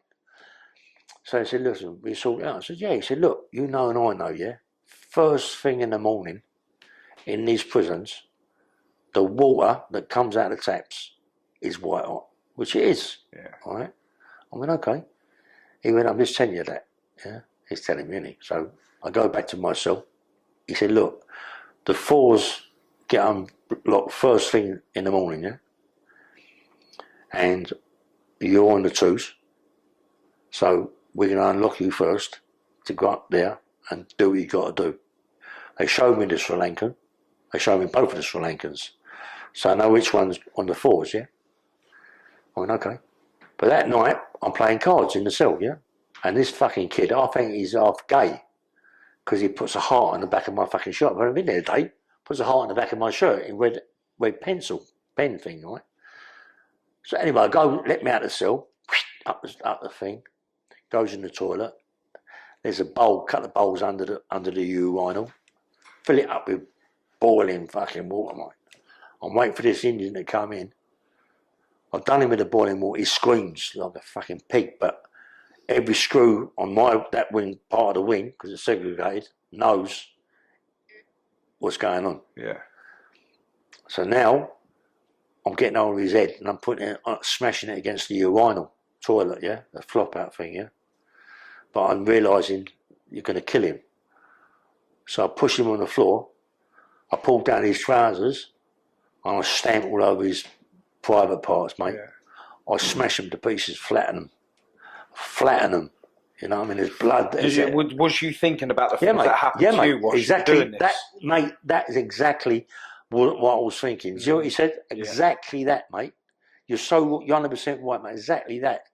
And it'll come back. I smashed it to pieces, yeah? It's never enough though, is it? No, mate. And it's never enough. I run off, yeah? I run back to my cell. And then he came to me in the screw. He said, right. He said, we're going to look after you, Eddie. You're going to give you some, we're going to get back on sweets, and I won't give you some sweets. Oh, lovely. I opened my cell, chucked in loads of tobacco, loads, and fucking sweets and everything, yeah? So we're going to look after you. He said, look, you're going to be shipped out of this thing very soon. Do you know what I mean? It's a result, isn't it? Because you've been there 8 months, 2 years. Yeah. I've only been there a couple of fucking days. So he went, look, the other guy's on the freeze. Exercise, you and the freezer exercise, yeah? First thing. Okay. You know, it's a 1 and 4s, fucking anyway. Yeah. Let me out. Listen, mate, there's a God out there, mate. Believe me, there's a God, yeah? Or calm or whatever it is, yeah? They let him out, let me out. So I know who it is. I see this guy on the exercise yard in the Scrubs. He's got toilets. I don't know if you've been there. You've been there? No. They've got toilets, yeah? You been there? They've got toilets on the exercise yard, yeah? Fucking hell. I couldn't believe it. I see the cleaner going in the toilets with a mop and a bucket. I don't know what's in the bucket, but that's what it goes in there with. Who goes in after? The Indian. I can't believe it. It's like karma. Whoever it was up there, mate, pushed him into the toilet. Now I know. Now I can do him in the toilet. I can't do him in the yard. Yeah. Because he'd be screaming in the yard. Other screws are going to hear it. Yeah. They're going to come in. He goes in the toilet. I go in the toilet. So as I go in the toilet, all toilets in them days, the walls, doors was cutting off. Are they still the same? Yeah. When they, no, they're long. In them days, it was cut off. Yeah. Yeah. So you can see. Yeah. He's squatting on the toilet. He's squatting, having a toilet, yeah? But he ain't sitting on the toilet, he's squatting. So I rushed over to the cleaner. On the floor is a scrubbing brush. Prison scrubbing brush is round there, isn't it? And at the other end, it's like a sharp fucking, like, not a point, but it goes into a point, yeah. I walks in this fucking toilet, mate, like a lunatic, yeah? I smashed him across the head with this fucking scrubbing brush. Now, it's shit, it all comes with shits all over my trousers, everything, yeah? But I ain't bothered about the smell, mate. I got him on the floor. I'm smashing him with this thing around his chest, everything. I'm just smashing it with his scrubbing brush. I pulled his trousers down, yeah. I'm smashing him with, honestly, same thing. I flattened it, you know what I mean? Unless they could never again do anything like that to a child, you know what I mean? And I run out and the screws rush in and take him away. Go back in the wing, but I don't realise about the heart on my fucking shirt, yeah? Which these Sri Lankans, his other mates, must have said the one that went in there and done it was a guy with a fucking heart on the back of his shirt. But all the screws knew what's going on, but they more like we thinking that the Indians have told someone else, that the governor or the Nick or whatever. Anyway, I goes in, he goes to my cell, dinner time, come down the stairs. As I go down the stairs, I'm thinking, who's that? There's the chief, a governor or an AG or a deputy governor, what he was, and 4 or 5 screws. Oh, what the fuck's going on here? Walk down there, whoop! They're on me, aren't they? They're on me. But they don't really buckle me up as such, but they buckle me up, yeah? I think the screws know, but I mean, the governor and the chief overall. They needed everyone else to see, yeah. So they take me down the block. They take me to a cell down the block. In the cell, oh sweet, I'm all right. I don't mind. You can't really see. You can see out the eye. You can't see too much out there. I'm down the block. I'm thinking, fuck it, you know, ain't so bad. Screws come in at me. He said, look, Ellie. He went, someone's said something. You got to be nicked, but you're going to see the governor in the morning. Okay, go and see the deputy. It's the deputy governor. Going to see. He went, Mr. Hill. He said, you did assault one of our prison officers verbally. Yeah. They know what's going on verbally, yeah. But we can't have it in this prison. We can't have someone like you in here verbally. Our prison officers, you're going to be transferred out of this prison very soon. Yeah, but you're going to go to the Isle of Wight. I thought, oh fuck that, but I don't mind. Yeah. I'm getting out, you know. So all of a sudden they put me in my cell. Screws come in the cell, loads of food. Look after me. All of a sudden the door opens up one day. There's this fucking screw, massive black screw. His name's Hart, Gerald Hart. Yeah, he's Mr. Olympia or something. I mean, massive. How you going, boy? All right, mate. He went, I keep seeing you do press-ups and things like that. I've been looking for your thing, right? He went, come on, I'll show you some press-ups. He's doing all these runs, one, all different press-ups, right? Yeah. Got me in there doing it. I thought, this is lovely. I've got a fucking screw now telling me how to show. It's lovely. And anyway, I goes out exercise. Does anyone know the famous poisoner in this country? No? Oh, what? I murder names. I know his name early on. Anyway. So I go in the cage. Right, they've got a little cage for one per person, another cage for one person, and they've got a big cage, yeah, in the block. So I'll go in one cage. I'm walking around there. Another cage. I'm walking around there. All of a sudden, hello, mate. Oh, I'm looking, and the geezer looks like Hitler, right? Fucking little tash, black hair. He's a fucking famous poisoner. I don't know who he is. Get his name. Fucking hell, Google it. Most famous poisoner. Graham Young. Fucking hell, it's Graham Young, isn't it? I don't know. I mean, I don't know. He didn't tell me his name. It's the famous poisoner. He's killed about 20 people, 30 people, isn't it? It's Graham Young walking around the yard. He went, you ain't got no tobacco, mate, have you? I went, yeah, Jack, me loaf. Better they give you the tobacco. They was giving me quarters with a clean film over the top, yeah? So I've got over the top. Fucking screws look, they're going to nick me if I do that, you know what I mean? Especially him. I didn't know who he was. Over the top. He went, I'll give it back tomorrow. I went, lovely, all right, mate. Goes back to my cell. Fuck me. Cell opens up. And it's supper time. So screws go to me.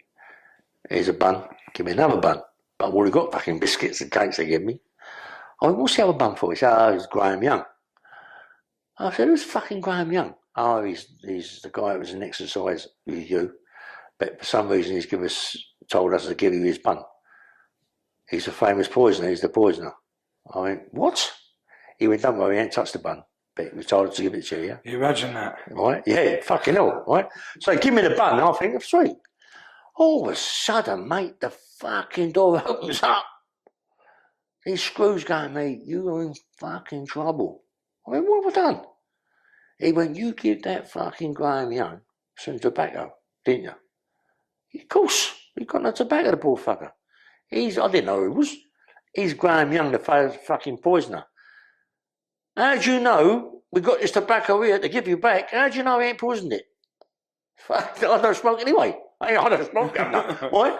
But if you did, how do you know? Well, we got to take this and get it tested. They come back 2 days later and give it me back, yeah?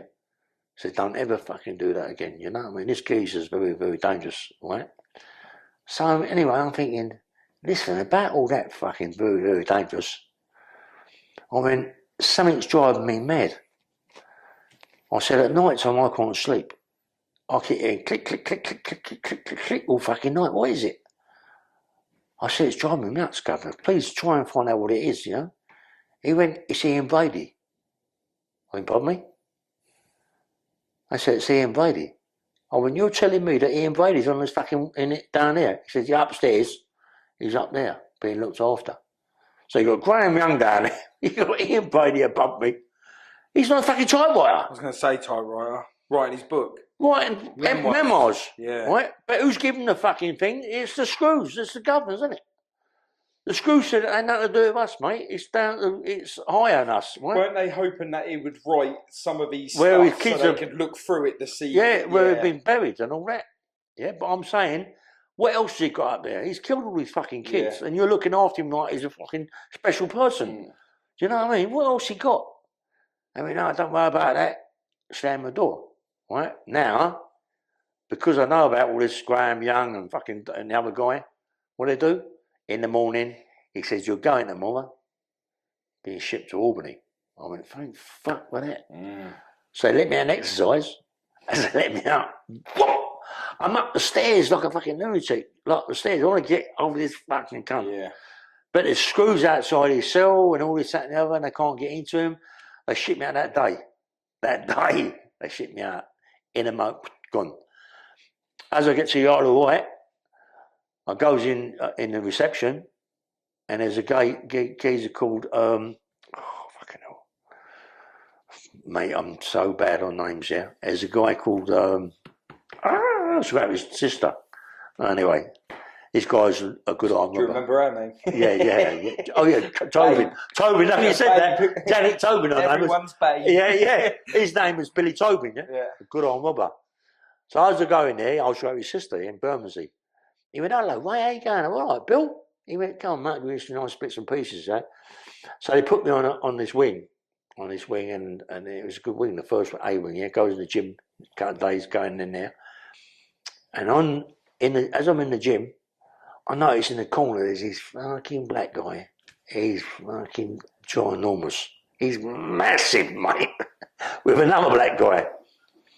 So I'm in there, because I'm in the powerlifting team for 4 and I've been training in the gym, I've got 2 plates each side under kilo, boshing it out, right? And looking over at me, thinking, well, hold up.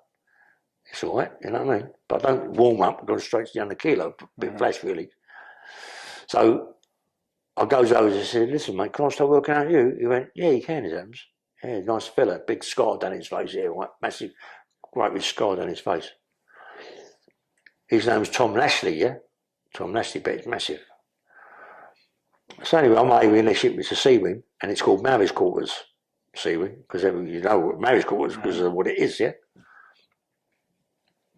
Go in there, come in, start training with this Tom Lashley. Someone says to me, do you know who he is, don't you? I went, no. He said to me, he's the worst fucking rapist you could ever meet. Really? He's supposed to have took a woman, right? He barely raped about 4 birds there. He took a woman from Shepherd's Bush bus station, and she was an air stewardess, yeah? But they never found the body.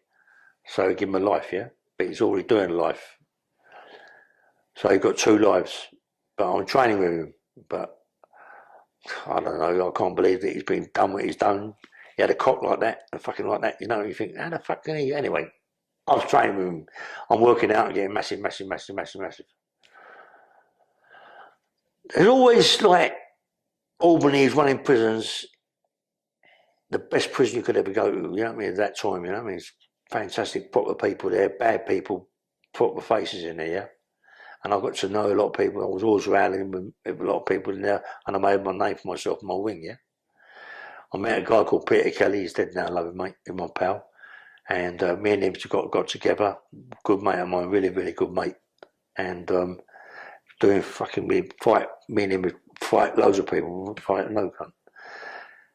And one day I was in there, and there's, in the wing, you got grass, big grass like this, you know, there, rather than let you out to the main wing, to the main yard.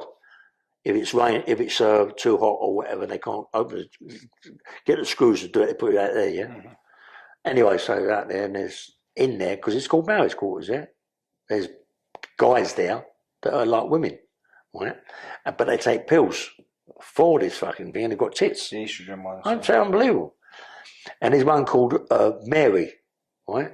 Like a woman, blonde hair, hello.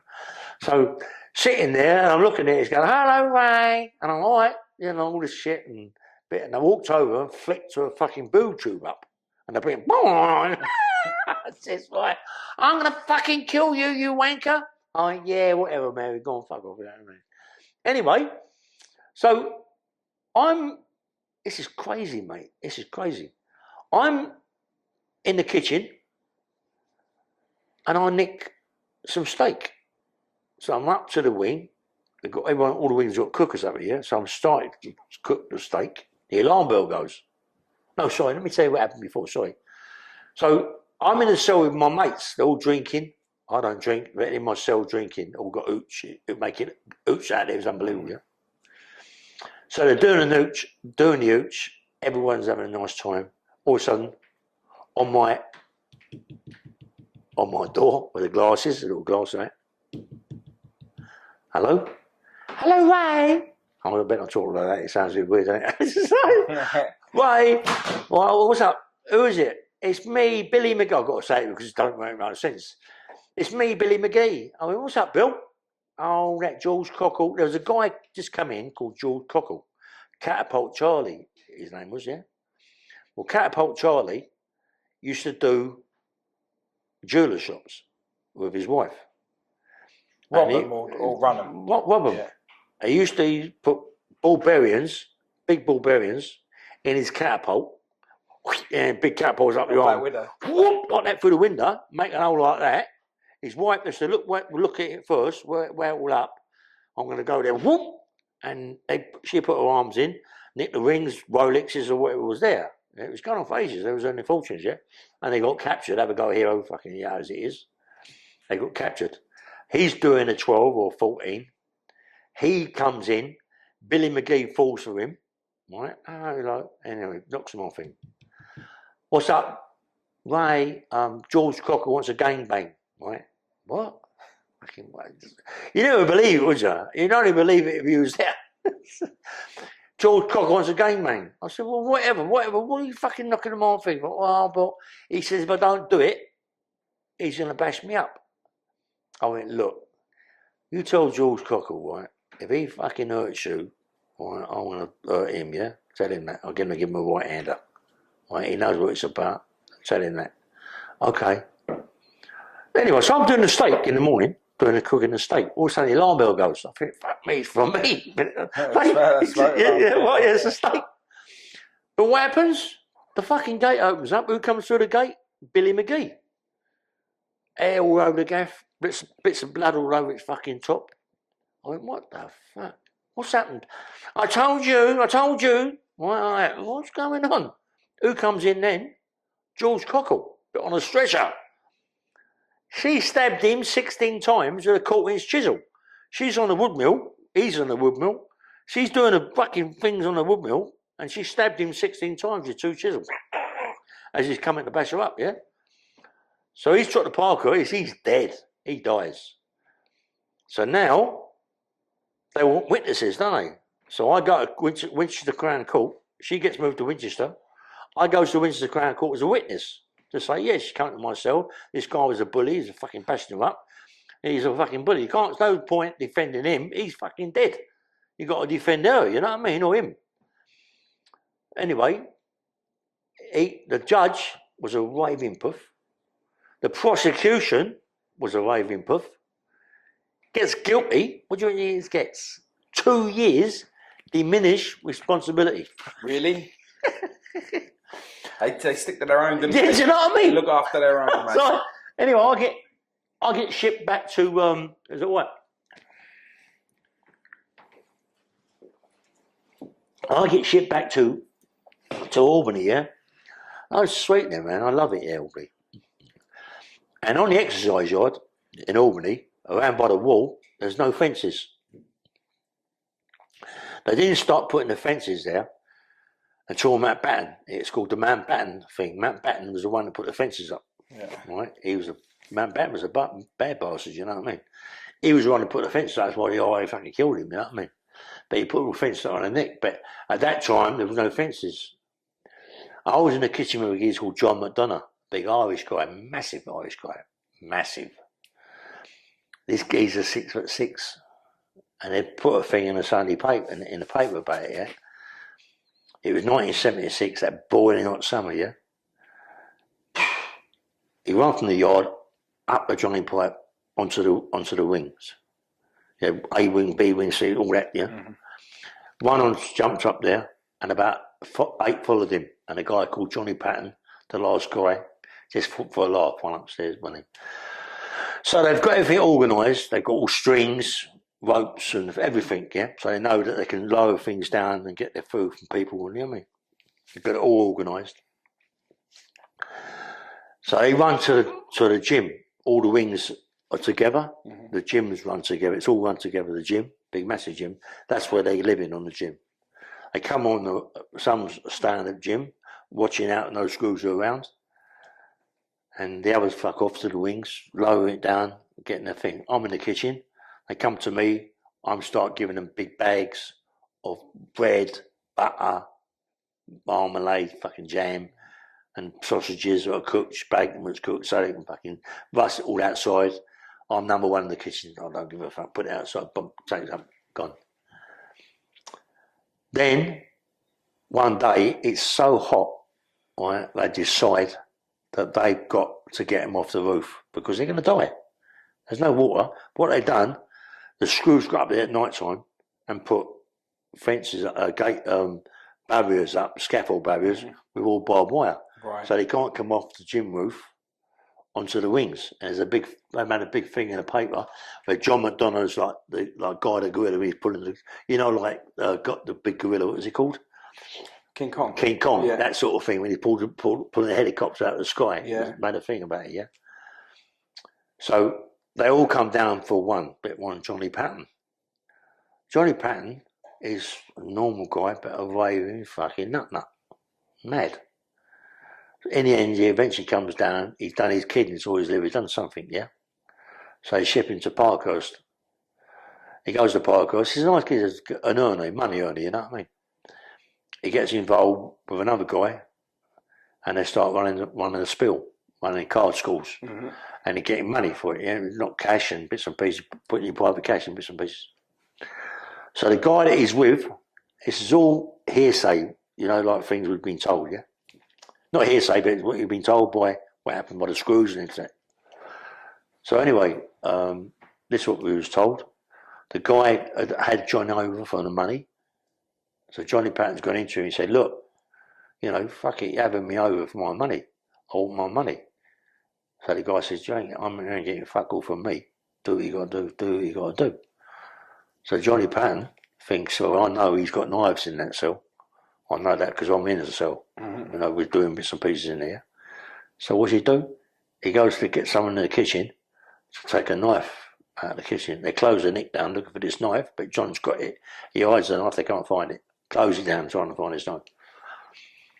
So eventually they undo everybody. They can't find it. So they think they must have put it in the bin. It's gone out, right? John walks in there, but this guy comes out with a knife to do John, but he comes out with a penknife. Not a penknife, but a knife, but a tiny little fucking thing. John stabs him 6-7 times with a big carving knife. So John's already doing a 12. So John gets a life. They wind up putting him next to the other fella, the bald head, Bronson, in Winchester, in a cage, yeah? John's still in there, I've been told. But anyway, I'm still in Albany. I'm in the kitchen. Okay, one day, there's trouble upstairs on the wing, yeah? Big trouble. Call me up there. Ellie, do me a favour, go to the wing with a few boys and cook and serve the food. We're in the kitchen down there. They want us to go up there and do the hot plate, yeah? All right, go. It's a Thursday. Egg, bacon, sausage, tomatoes, fried bread, all that shit, beans and all that crap. No? Go up there, serve it out. All of a sudden, big black guy comes up. His name's Tank. Right? He plays basketball, but he's massive. He does weights, he's massive. Can have it, yeah? So give him some food. There's 5 or 6 eggs left on the side. So I give him loads of food, bacon, tomatoes, beans, everything. Give him everything. He's real fucking sport because he's the last one to come down. I'll come back after he's nicked the fucking eggs. Well, no, Tank, put the eggs back, mate. He don't talk blood clot, wires clot or nothing like that. Never known him to do that all the time I've been there. I put the eggs back, said, go on, blood clot. Started all that game. You know, white fucking man, all that game. You know, it's none of that then. It was a light thing, yeah? I went, leave off, put the eggs back, mate. He went, no. Fucking blood clot, what are you going to do about it? I don't want my fucking do about it. I got the tray. One went come back round, walked up the stairs, put the tray down by the toilet, screws it. I said, get in the toilet. Come in the toilet. Now, this geezer's going to have a fight. But now, I'm boxing him, bump, bump, right? And I'm smashing him, yeah? But then I threw away and he ducks out of the way and I bit this aluminium thing that goes with big aluminium cage that goes around the stairs, but you got big posts that come down, and he posts. Yeah. I bit that, bomb, down my knuckle. Smashed it to pieces. Fucking hell. But I'm still fighting, but the screws now break it all up, yeah? I go to my cell, he goes to his cell. So then everybody's banged up for the night now and there's no one can come out because of the trouble, yeah? In Albany, it's electric. It's electric doors, yeah? But everybody, they either put a wedge under the door or they put a nail down by the door, you know, make an hole. So no one can, because it's electric, isn't it? Yeah. Anybody can come for your fucking door and stab you to death. Are you alright? Yeah. Sorry, mate, my mic fell off. That's it. Well, I'm doing all the talking anyways. Oh, exactly. So anyway, so it's electric, right? So everyone puts a wedge or a nail. So I'm sleeping this end by the door. You got to sleep. The cells are to the wall. Yeah. The bed's to the wall. Yeah. Everything else is to the wall. But it's the nice cells, you know what I mean? In the morning, boil my fucking door, is it 100 miles an hour and it opens up 2-3 inches. That's how much you hit it, you know what I mean? Because the wedge usually doesn't move it, yeah? Yeah. With the nail, he's bent my nail as well. Comes through with a knife, plastic knife he's made. Whoa, he misses me. What? If it had stabbed me, it'd have gone through my neck, jugular, whatever it be, I was going to be dead. It missed me from fractions, you know what I mean? Pulled it out, ran. Now I can chase him, around with the geezer, yeah? So I can't get the wedge out, the nail out. I'll eventually get it out, run up the stairs, he's banging his door. Now I know he's going to fucking try and kill me. I'm in trouble, mate. Yeah. Right? What am I going to do? You know what I mean? It's gonna be, I've got to try and do something to stop it, yeah? So on a Thursday, or Friday, or one of these days, I also had a little job where I'd get all the kits, bedding and all that, take it downstairs and put it in its order, yeah? So I'm doing it, I'm on the fucking freeze, coming down the stairs, wallop, mate, they've hit me, put me on a landing, because it's, you know, you got spurs there, you know what the spurs are, and spurs. Yeah. So I go to the landing around the middle centre. I can falls down. They get hold of me, 3 of them, yeah. They hold me down. He done me with a standing knife across my belly. This is this Tank, right? I think for my strength for me that I got up. If I hadn't got up, mate, he stabbed me around the back because I'm kneeling down now. He stabbed me in the back as well. But standing down again and that my back ain't that bothered, you know. But it's the front and right. So I get away, but I'm in the kitchen still. But now I've got these things round me like my sheet, tied around my waist, because I don't want to go to the hospital because they're going to call the fucking, I'm going to lose this and lose my job and whatever, you know what I mean? So I manage it, yeah? But I know that now it's on, mate. It's on.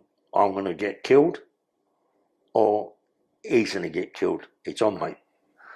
So I'm in the kitchen for 2 weeks, nothing happens, it's all quiet. But I'm really beginning, my tummy's beginning to heal up, but I'm really beginning to think, listen, it's gone too quiet, you know what I mean? Something's going to happen, yeah? But by the television room, they had a big block of wood like that, yeah? With a handle that comes out, yeah? To hold the fucking door. You know, someone made it in the woodwork, you know? Yeah. So I said to the screw one day, no, in my mind, I've got to do something. But I know he comes in late, yeah? When I say late, we're the latest one's the kitchen, yeah? Right? But everyone else has been fed. Yeah. He comes in late, yeah? He's on the works or something, yeah? But I know he's coming in late.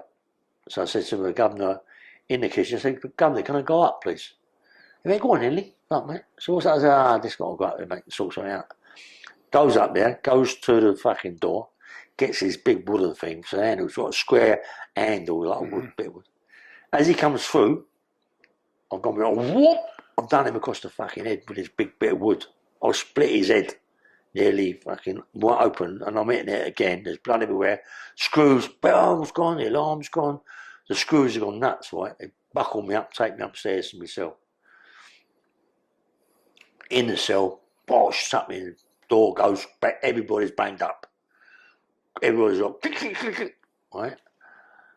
All of a sudden, I hear my door go, click, like that. I think, oh, I'm in trouble here. They're going to come in now. As they come, one comes in, he's got a beard like yours, yeah? As it happens. Yeah, he's got a beard. He comes through and he hits me on the chin. He's a rugby player, big rugby player, right? Big fat cunt that works down the block. He's a block screw, yeah? He's a bully. He's hit me on the chin. I've gone back to the window. But as I've gone back to the window, I thought, right, in for a penny, in for a pound. I've hit him on the chest or around that area, yeah? He's gone. He's hit the floor.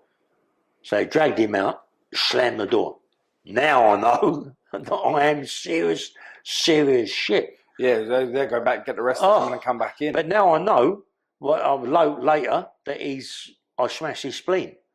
Done his spleen, yeah? So I must have hit him so, right? But it's rage, innit? Yeah. Screw coming at you, well, no. And all of a sudden, I heard the door go, click. I know they're going to come in now. I'm waiting for it, mate. They come in, whoop, bang, shoot me with a gun. A bullet. Yeah, with a dart, with a tranquilizer. Tranquilizer to set you asleep. Yeah. Don't let you sleep. It just no muscle, no. You can't move, mate. Yeah. You're aware. Yeah. You're but still there, you can't do nothing. You're just laying there. They're kicking at me, bashing me up. Yeah. Then they come in. I'm gonna go, push me to sleep. All right. Next thing you know, I'm got to be parkour. So we won't put it in Campbell because Campbell was only a lower category. Yeah. So it's got to be parkour. Yeah.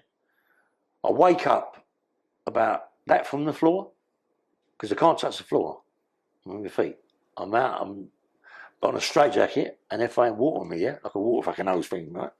It's like a film. Yeah. It's like a fucking film, mate. You don't imagine it. You see it on the film, you think, nah, this ain't prison, yeah?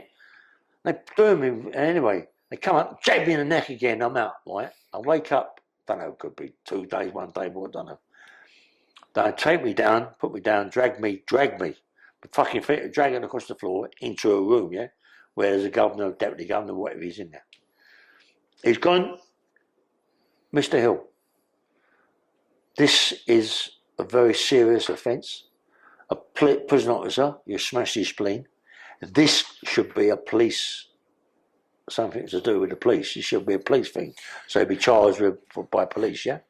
But we ain't going to go that far. We're going to go even further. We're going to put you on a thing called a 1074. I'm out my fucking nut. I don't know where I am. What the fuck? You know what I mean? And it will be such times as we think it's necessary to take you off it. I don't give a fuck what you're talking about, you know what I mean? Yeah. Drag me to the cell, whoop, done me.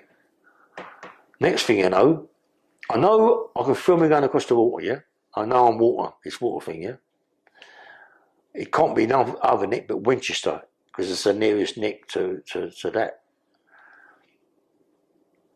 The van pulls up and they take me down the stairs, but they're dragging me down the stairs physically, yeah? Every fucking stair I hit with my bare feet. All I've got on is a pair of shorts, boxer shorts, yeah? And a t-shirt. That's all I've got, nothing else. Right? They're dragging me down the fucking stairs, dragging me down the landing, pulling me down the landing. But as I'm going down the landing, I notice on the walls, there's these mattresses, yeah? With two handles on them, big mattresses. And by the mattresses, there's these big long sticks with fucking things on them. So they're white sticks. They drag me in the fucking cell. I've still got a straight jacket on. They jab me in the neck, come back in, take the jacket off. I'm now in there with a pair of shorts and a t-shirt. I'm still out, my nut, gone. They then come in the cell with a mattress and smash me to pieces. Yeah, so they pin you with a mattress. The mattress is quite thin, Yeah, they pin you with a mattress and then whack the mattresses. They smashed me to pieces, mate. They bashed me right up, yeah? Bashed me up, mate. Don't hit my face. They're hitting all around my body. But I'm still protecting my face because it's what you do, innit? Smashing me to pieces. I'm fucking gone, mate. They go out to the cell, take what they got to take out of me, and they come in my cell. Oh, it's now, isn't it? So they come in with a plate with a lip on it like that, right? Full up with stuff. They must have made it in Albany when I've done a screw from a pig's fucking trough. I don't know what it was, yeah? It was like pig's fucking shit, mate. They come in with that, and they come in with a little plastic spoon. You know them little plastic spoons, with medication spoons? Yeah. One of those. A bowl with something in it, I don't know what it fucking was, mate. And a cup with water. I thought it was water, right? I'm looking at this thing. I can't eat it, mate. It's impossible to eat it. You can't eat it, mate. I'm trying to, you know, it stinks. Yeah. The smell is unbelievable, yeah? I can't eat the pudding, but I can drink the water. I drank the water, I'm gone. I'm out. I'm out like a light. I could have been out for a day. I don't know how long I was out. Right? Next thing I know, they're coming in, bashing me up. They're bashing me up again, really bashing me up. And I'm saying to myself, I ain't crying, you know. I ain't going to cry. Fuck them. I ain't going to show them that I'm crying, yeah. But I'm inwardly fucking hurting, mate. You know what I mean? And they're bashing me up, and I'm thinking, how long is this going to fucking last for? You know what I mean? Is this where the time when you was thinking that you might have just been dying, that you was going to die in prison? Yeah, that is it, mate. And then they move me. They come in. It's you can be in there for no more than 28 days, but no less than 1 day. You know what I mean? Mm-hmm. So you could be in there for fucking, I don't know, whatever, but no more than 28 days, yeah? So they come in, drag you out, put a thing on you, put a jacket on you, smash it to pieces, you're going down there. I'm big, I'm massive and powerful, yeah? They ain't hurting me, mate. They ain't hurting me at all. They are hurting me, of course they hurt me, but not hurting me like not letting them see. And they're taking me to different nicks, yeah? And they're smashing me, doing the same thing every nick I go, and they're bashing me up, yeah? Now, I notice I'm losing weight. I can feel myself losing weight. I'm not eating. I can't eat, but I've got to eat. If I don't eat, I want to die. Right? I've got to eat that shit. But when you go in these cells, they're so degrading, mate. People don't think these people could be this degrading to you. You know, you want to cry, really, you know what I mean? But it's how degrading it is, they don't even give you a toilet. They don't even give you a piss pot. You've got to piss where you are. You don't shit because you're not eating nothing, are you? Yeah, and if you do, it's just going to be water. It's water, you know, and it stinks, you know what I mean? Yeah. So that's how degrading they get. This is what these people are like. They're supposed to be just human beings, you know what I mean? Is this the point when you woke up and thought to yourself, I can't do this no more? Well, you've been maybe 10, 15, 20 blocks all around the country. You might have been in the same block fucking 10 times. You don't know, you know what I mean? You're not aware. You've done like 20 what years in jail? I've done 26 and a half years in jail. 26 and a half years in jail. How old are you now? I'm 71 now. Yeah, 71, mate. I can't believe you're 71. You're active as hell, man. Anyway, so fucking the last. I went to a nick. I don't know where it was, wherever it was. I went to Dartmoor, yeah, and that was the worst one I went to because there was water running down the walls in Dartmoor in the block. Yeah, it was freezing fucking cold.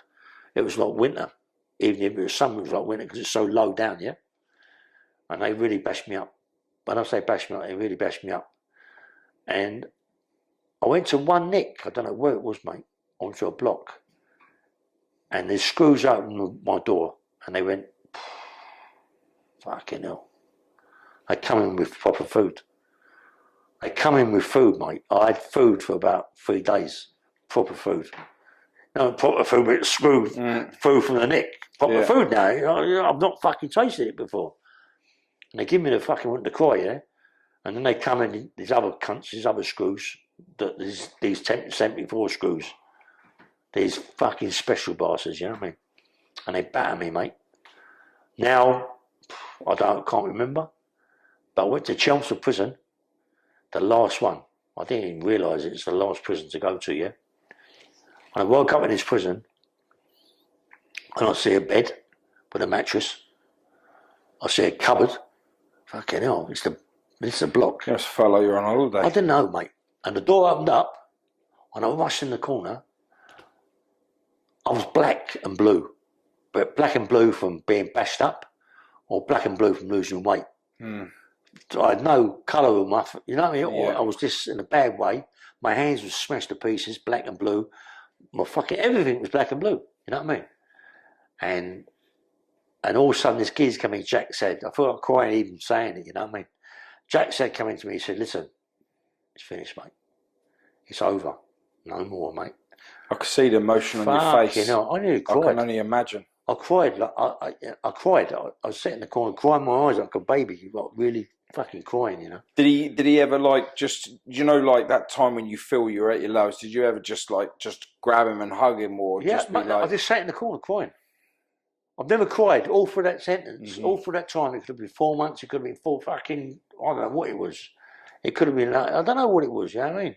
Lost all track of time. Yeah. But in prison, you don't usually lose track of time. You know what time it is, don't you? Yeah, yeah. It's one of them things, 2 o'clock, you know, but I lost all track of time. And so when I woke up and he said that to me, I was like, fucking crying, you know, like a baby. It's all over, yeah? I went, fucking, the doctor come in. The doctor looked at me and he was fucking... amazed. He was disgusted, you know what I mean? And he said, "You're lucky you're alive, boy. Boy," that's what he called me. "You're lucky you're alive, boy." I went, fuck me. And my mum was the only one that saved my bacon. If it wasn't for my mum, they'd have killed me, because my mum tried to find me. Because, come on, it's her son. Give me goosebumps. She can't find me. She can't find me, yeah? And anyway, and then all of a sudden the door opens up. My mate from Albany, Togi Ludlow, he come in and went, "Fucking hell." They let me in see me, mate. I was in the block for 2 weeks, yeah? That is try and bring me round to go back to the wing. No point in sending me back to the wing now, you know, because I might not fucking wake up, you know what I mean? So they come in and giving me proper injections of vitamin C's and fucking all different vitamins, you know what I mean? To try and make me a fucking man, or try and, because I ain't walked, mate, for fucking all this time. You know, I've just been sedated, and I'm a fucking cabbage. That's what I am, innit? A cabbage, you know what I mean? And then Togi come in, and he brought me a steak dinner, you know, in Chelsea, get away with Blue Moon. Steak dinner, everything. Jack said this guy was a nice guy, yeah. Let him come in. I had all this food. I couldn't eat it, and it was too much. I'd been sick and everything, but I ate what I could eat. And then they took me up on the wing, and they put me on this fucking. I loved it, yeah. I loved it, right? Beautiful. And I was there for what? From what, 76, 78. I was there till the fire. The fire in Chelmsford, I was there when the fire was there, yeah. But all through them sentences, all through that Chelmsford, I mean, Chelmsford prison was the best prison I've ever been in my life, yeah. You had Tibbs's there, you had Dixon's there, you had Fraser, you had everybody there, yeah. And we used to have a laugh in there. I mean, I remember one day, yeah, I was in the kitchen, and there was a sheep in there, so I cut the sheep's eyes out, yeah. And Frankie Fraser, 24/7, he'd never come out. He was always cleaning his fucking cell. Yeah. Never stopped cleaning his cell. I'd like to admit. I've never ever seen that man not cleaning his cell. He lived regimental. Nothing, carpets, curtains, nothing like that. Just straight cell. Yeah. If he could clean the fucking ceiling, he'd clean the ceiling. So I had his eyes, and I could never catch him asleep. I caught him one morning asleep with his eyes off, because I come out early. I put the eyes on his fucking pillow. Mate, he screamed like a baby. Because you think when you wake up and see your eyes, they're your eyes, you know what I mean? I mean, he was going to kill me, but he couldn't hold his hands up, I think, you know what I mean? He couldn't hold his hands, but it's dangerous. Yeah, yeah. And I met a guy in there called Tony Lawrence, yeah? And Tony Lawrence used to do weights in his cell. He made his weights out of his cogs. He works in the boiler room, yeah? So he had his weights made up. And he could go down the gym anyway, but he had made his weights. And me and him become pals. He said, "Where'd you come from?" I said, "Acton." He said, "I thought I'm from Fulham." But he was called the Brown Bear. He used to work with the Richardsons. Yeah. He was a Richardson's hitman. But him and Fraser never got on for some reason. I think Fraser got involved with the craze a little bit, and Lawrence didn't like it, yeah? So him and Lawrence didn't get on at all. They hated each other. So Tony Lawrence said to me, "Any time I'm in the shower, I want you to make sure that Fraser can't come in the fucking shower, because he's trying to stab me." I mean, there's logheads, yeah? I went, "Okay." He said, "When I leave here, you've got that weights, and you've got all my stuff in my cell." I went, "Lovely, yeah?" One day I went to the fucking door, Fraser comes down. I said, "You can't come in here, Frank." He went, "I want to come in there." He went, "Yeah." I said, "You can't come in, Frank." He went, "I want to come in." I said, "Frank, you ain't coming in." Anyway, I fucked him off. And Tony said, "Listen, thanks, mate." Tony Lawrence, he was a brown bear. They called him the Brown Bear because he used to blow all pubs up. Blow him up. He was, fucking going in a shotgun. In a big brown fucking bear coat. And then Sullivan shot him 6 times in the head to kill him, yeah? And he was telling me, that when they shot him in the head all that time, they shot him with a 303, actually. As he's coming down the stairs to have a fight with his people, they shot him with a 303, went straight through his fucking shoulder out the other side. He fell down, and they come over with a fucking 2-2. The 2-2 is like a hit gun, because it don't come out, it just goes around your fucking body. Yeah, hits bones, goes on. Bump, bump. Got all bullets, fucking things. Anyway, they didn't kill him, but they thought he was dead. So the old bull took him to a mortuary, and they cut the bottom of his fucking feet to bleed him, and he woke up. Jumped up. The old Bill thought he was the old Bill thought he was dead, but, nerves. Battered him with crunch hunches, but he was alive. And me and him become right pals. And when he come out, I was doing bits of things with him. But when he was in Chelmsford, Chelmsford was such a good nick, right? And he got a guy called Ronnie Bender. You heard of Ronnie Bender? Yeah. Ronnie Bender was a craze. He was one that gave him the knife to do Jack the Hat. Ronnie Bender become right power mind, Jack Ronnie Bender. They called him the captain in Chelmsford. He was captain of the football team. He couldn't play. He tried to play rugby. It was useless. Yeah. But anyway, me and him got very, very close. Me and Ronnie Bender, got a nice guy. And there was a guy called Steve, and he took hostage. He took hostage at Albany, and he clipped. They done something with the cuffs, this, that, and the other, and they give him a 12 years. Yeah. But anyway, he's finishing his sentence off. He comes to Chelmsford prison. He's got about a year left, but in that year, he starts to make matchstick toys, matchstick things, yeah, and all them. Yeah. And with the matches, matchsticks and paintings. But he gets involved with another guy called Gardner, and this other guy does the same thing. So Gardner now is going. He gets released, but on a hostel. But whilst he's on the hostel, he's going to sell all his. They start sending all his things out. He's going to sell them and send the money into him, Steve. Yeah? But when he goes out, he don't send the money in. So now Steve's fucking going mad. What happens? He then gets a recall. So then he's got to come back to Chelmsford prison. But because he knows Steve's waiting for him, he goes in Ronnie Bender's cell. Ronnie Bender, all of you had the same thing. He had an iron bar in there, a weightlifting bar. It's fucking big, isn't it? So as Steve knows he's in there, come to see him, wants to fucking bash him up. He's this other guy, he's gone to hit Steve with a fucking iron bar, the guy on the geezer. As Steve put his arm up, the iron bar's hit the floor. Steve picked the iron bar up, killed him, smashed his head inside out. So he got a 12. Now he's only got a year to do, or 6 months to do. He gets a life, innit? He goes in prison for the rest of his life. He never comes out, mate, yeah? And Ronnie Bender Balls get a tug for that because of what's in there. Listen, Ronnie Bender had everything. Scotch, vodka, gin, Bacardi, everything. Tobacco, everything in his cell. With screws in Chelsea prison, could do what you like. Give you what you like. It was the best thing in the country, yeah? And I remember one time, particular time, and they said that they've got ballerinas in there, coming there, right? Ballerinas coming in the fucking neck, yeah? Into the church, chapel. Fuck off, right? Everybody's wanking all night. Because when these ballerinas, there was good socks, all these young ballerinas dancing, and everybody's wanking all night, isn't it? You know what I mean? So, unbelievable, no one could believe it, what was going on. And fucking hell, and then all of a sudden they come in, go, what do you call it? Sid Vicious and fucking Sex Pistols. Oh, really? Oh, what? We can't believe it, you know what I mean? Yeah. They in the gym. That's where they come, in the gym, the Sex Pistols, Johnny Rotten and that little firm, yeah? No one believed me when I've done a podcast about it, yeah? But then they started checking it out. Oh, well, it's true, you know, I've got the jobs in prison.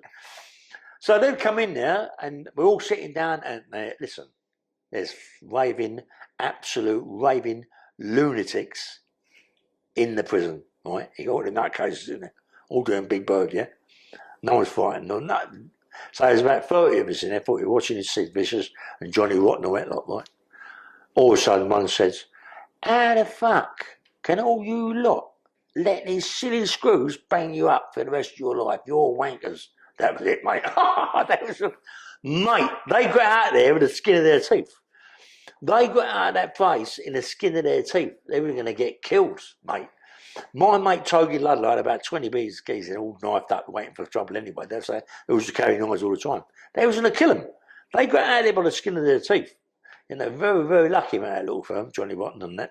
He lives in the town where I live. Tell him, ask him about it. Tell him, ask him. He can go fucking on. I'm going to have the podcast. Yeah, you know what I mean? It's unbelievable, mate.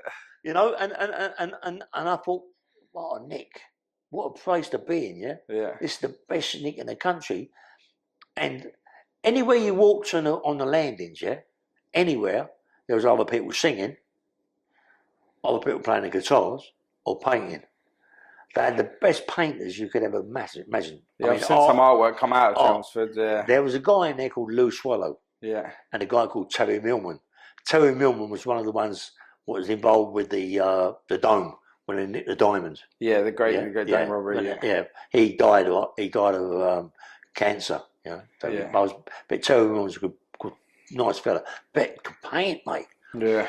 And he drew this big massive painting of faces. But he done it of a face.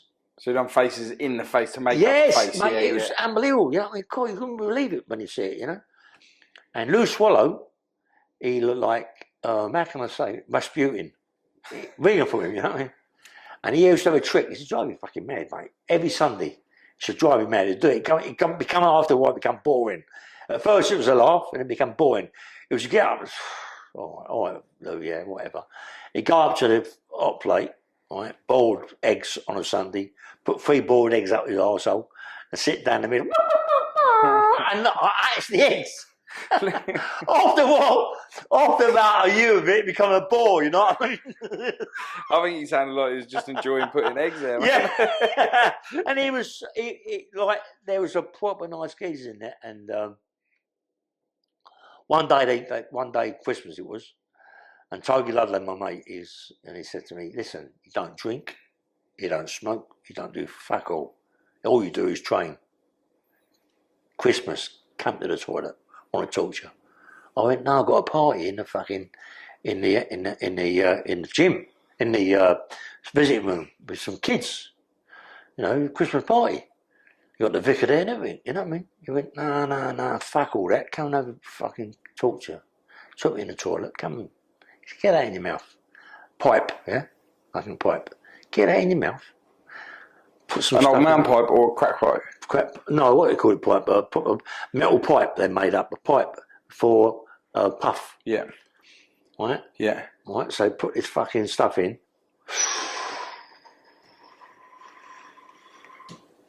Take it. I've never tried that in my life. Not even a fag. How you feel? Oh, fucking hell, I feel a bit funny. Yeah, it's all right. Have another one more, but no more. Mum, I can hear someone go, no, that's enough. Don't give him no more. So, to tell you that. Here come the noise. So no more. So I went, all right, one morning, they give me opium black. Opium fucking black. Because his white thing, what was that? He said, it's what, don't worry about it. Tripping? Nice. Did you get addicted to it? No, they took this addicted. I went to the party, and in Chelmsford was a massive bell, right, massive in the centre. Hit that, bong! Fucking hell! And then you had to go through the alleyway to the visiting room, yeah, mate. As I went to the visiting room, there's the fucking vicar there, isn't it? Now I've got the orders now. Vicar as well. Oh, I've got to get out of here. I've got to go. You know, I've got in the school, mate. You've got to let me out the room. I don't feel too well. Oh no, all over the gaff. They bang me up, and all shouting for the thing. Woo!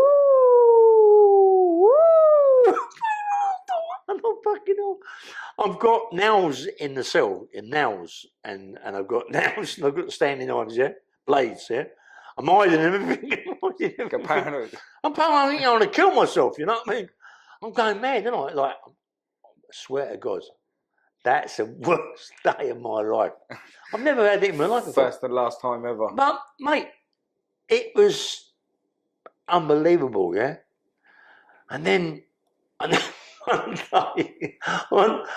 day, we were going to the gym. Went down to the gym to have a workout.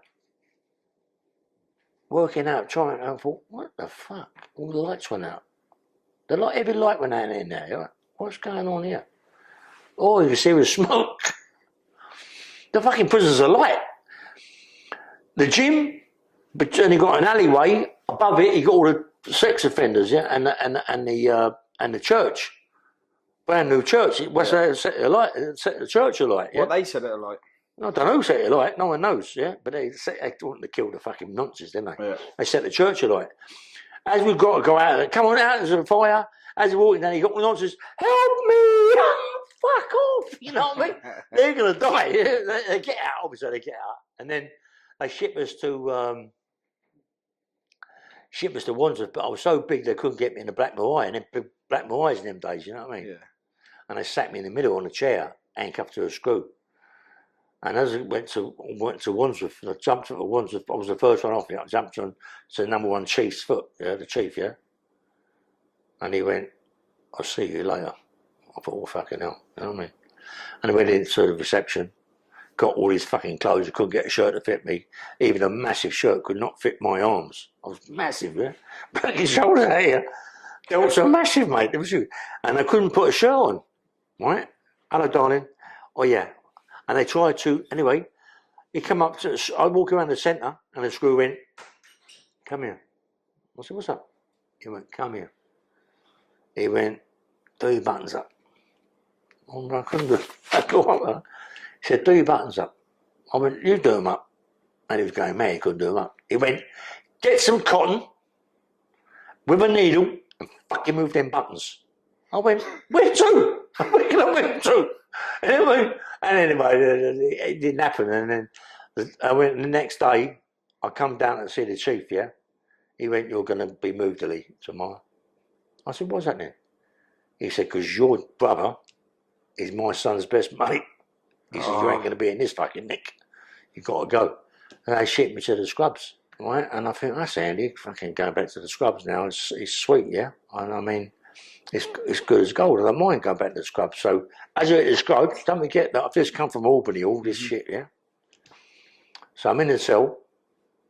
This is 1978, yeah.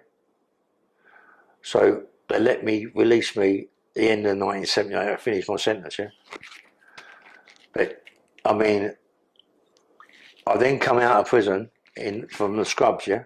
From the scrubs, they wanted to ship me to another nick, but I thought, come on, mate, I ain't got long. They give me a little bit of parole. I think it was 6 weeks or some shit like that. So I didn't even want it, right? But I didn't want the parole. I didn't take the parole. Just under 6 weeks.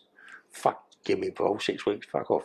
Yeah. You know what I mean? So I come out of there, and all of a sudden I get involved with something really, really fucking heavy. Yeah. I come out of there 1979, 78, and then 78. I started going to, my missus fell pregnant with someone else. She moved to Lewisham. I moved to Lewisham. Went to be with her, yeah. So I had the babies, I wasn't bothered. And one day I thought, back here, I started training, running, around hilly fields, Blackheath, all around there, doing 8-9 miles a day sometimes with boots and a big pack on my back, yeah. I was getting really fit. So I wanted to do fighting, because Clifffields was doing it. Yeah. I wanted to do it, yeah. So anyway, I goes down this pub down the bottom of the road from where I was. I don't drink, but I went in there to meet some people, just to see what people were like around that area. Goes in there, Eddie Richardson, Charlie Richardson, Terry Coombs, Terry Sharp, fuck me, Ginger Tom, Jimmy Tip. It was fucking full of them. Wow. Goes, I don't know no one. Yeah. But you've got to remember, I don't know these gangsters. I think I'm a gangster. They're fucking proper gangsters. Yeah. So I started talking to Eddie Richardson, and he's saying, all right, mate, and this is then, you know, he was a gangster then. He ain't like he's an old man now. He was young then, yeah. He went, what are you doing much? Well, I just come out of prison, this, that, and the other. He said, well, you know, this sentence, that sentence. Got really into him, yeah, really nice fella. And he said, what are you doing? I said, well, I've come down here. I want to start doing some fighting, some illegal fights, street fights. He said, okay. He said, well, you training? I said, yeah, I'm running all the time. You know what I mean? But he said, well, go down to Beckett. Yeah, so someone down to Beckett, a guy called Jimmy Tibbet, not Jimmy Tibbs. Yeah. Jimmy Tibbet. So okay, I goes down to Beckett, goes down there, start fucking training down to Beckett, and all of a sudden this guy comes up to me. He says, "You are ill?" I went, "Yeah." He went, "Are you interested in fights fighting, street fighting?" I said, "Yeah, I am. Illegal fights." He said, "Okay."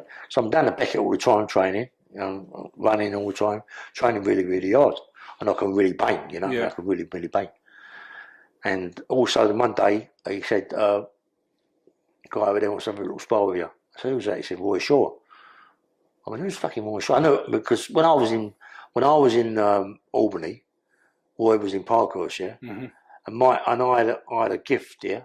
But when I was in Wandsworth on the scrubs, I had a gift of taking the handles off. You know the door handles? Yeah. I used to rip them off, yeah. Rip the door handles off. Not the double ones, the single ones. You know what I mean? Yeah. I used to rip them off and go, you know, and shout to people, "You coming out tonight?" Yeah, you fucking ain't. Yeah. Anyway, so I knew he was Roy Shaw because he used to take the doors off, Roy. He used to take the doors off with books. You know, so I was taking the locks off, take the doors off. So I got there and he said, "Do you want to have a move around Roy Shaw?" I went, yeah, all right. I knew he was. Fucking little stocky fucker. And I gets in there with him and I hold my own, but he's throwing punches from the floor, yeah? So his trainer stopped it. My trainer stopped it because he could see that I was taking the bit of stick, you know what I mean? It wasn't, I don't think it was hurting me. Yeah. But it stopped it, yeah? So I started more running and more training. And then I started training, sparring with Roy a lot, yeah? And then one day it just got to the stage that, because I used to train with as a pro, you know, with all the pros. Mm-hmm. As an amateur, but train with them, yeah? And fuck it. And then I nearly knocked him out, Shorey. And they stopped it, you know what I mean? And then I thought, fuck it, no, you know what I mean? And he was fighting Lenny McLean at that time. I remember them two having such big battles between each other. Yeah, well, I thought I could hold my own with Roy at that time, yeah? And then I went to a show at what was it called? It was in Tottenham Mayfair, yeah. Mm-hmm. And I went and fought a guy called Brian Hall, and he went 8 rounds. It was a draw. Jumped out of the ring, and there was Lenny McLean. Black t-shirt, black jumper, black trousers, black shoes, black hair. He went, see that geezer? I'd have fucking knocked him out. I went, really? So who the fuck are you then? He said, my name's Lenny McLean. I said, who the fuck's Lenny McLean? I don't fuck him, you know? Who the fuck's Lenny McLean? Anyway, so he went, I'll tell you about who I am. I'm the governor. I said, really, mate? I said, who are the governor then? He went, oh, you fucking lot. I said, oh, yeah? I said, you ain't, mate. Anyway, I said, well, do you want to fight me then? Like that. He went, don't do so stupid. Anyway, I said, listen, talk to my manager. That's Jimmy Tibbett. All right? So Jimmy Tibbett was talking to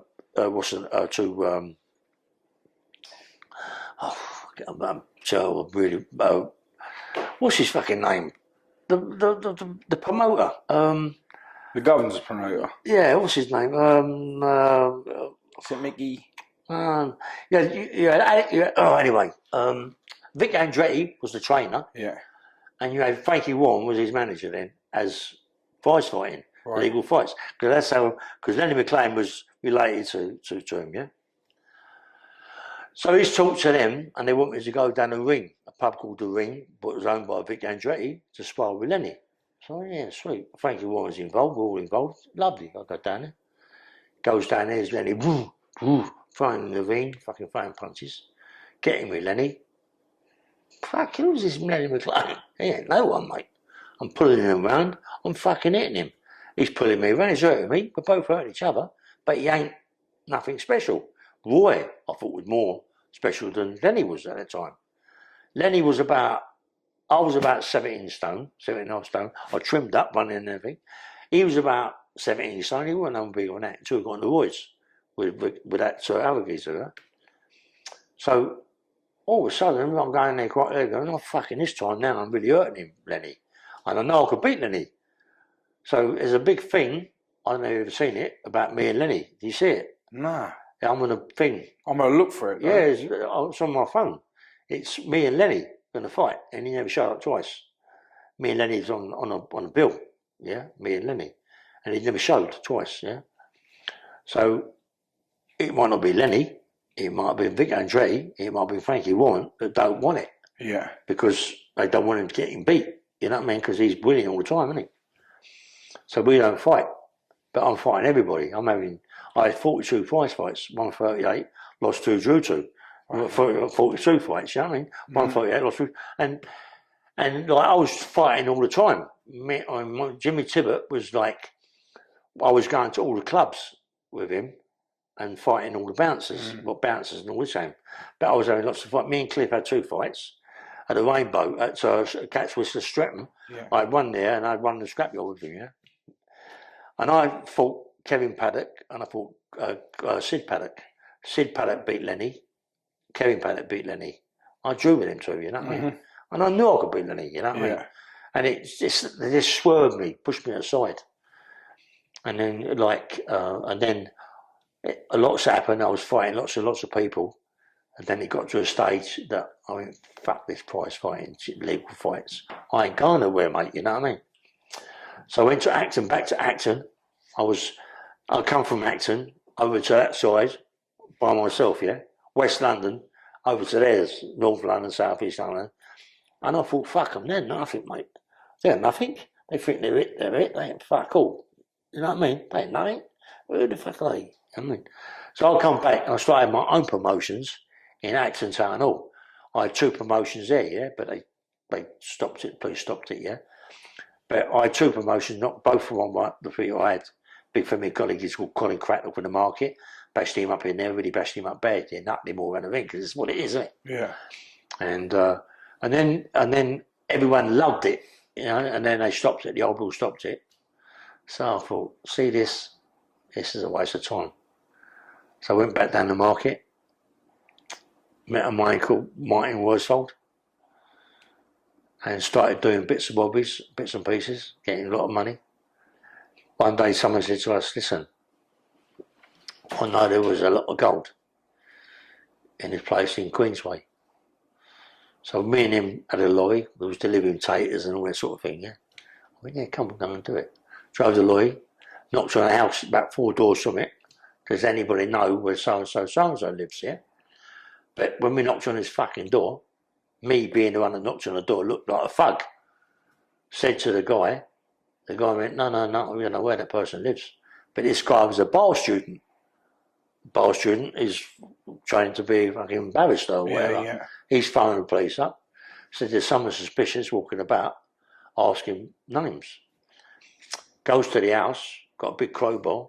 I'm trying to open the fucking door. Got banners on the door. Trying to do the door. Crack. Just about to do it. Police pulled up outside. I can see him and my mate Martin, one of the guys down the market with me. Big, white fight. Chuck him in the back of the van. I thought, fucking hell. Then I see Martin come out the back of the van. Come out of the van. He's bashed him up in the van. He's gone mad. He come out the van. There's now, nothing's happened. It's all gone dead. But one's come out of the van chasing me now. Right? So I jumped over a wall. I then run between a wall and a garage. So I'm running down and I can't scale the wall. It's 10 foot high.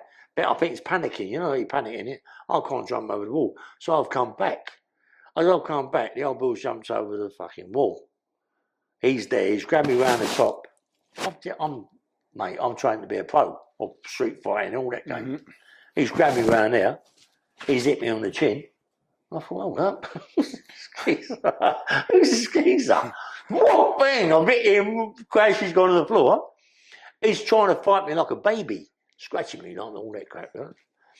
So then I'll wax him, give him some stick, give him some really good punches. But nothing's going to give. The only thing that's going to give is his jaw. Because it's on the floor, isn't it? Yeah. So I break his jaw, fracture his nose, split the palate from his top of his mouth right to the gullet. Split it in half, yeah? So he's nearly fucking bit, he's in a bad way. I run from there to my house, right, which is about 5-6 miles.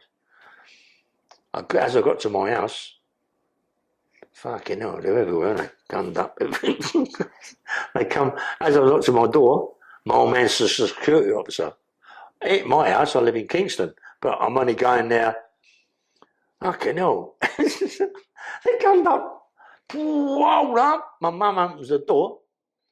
The guns everywhere, coming up upstairs everywhere, looking in my house, bedrooms, everything, gunned up. Boom. So my mum, whoa, mum. I said, Mum, I don't know what's going on, right? My co-defence guys me up. They caught him, man. I don't know what's going on, Mum, but I took all my clothes off.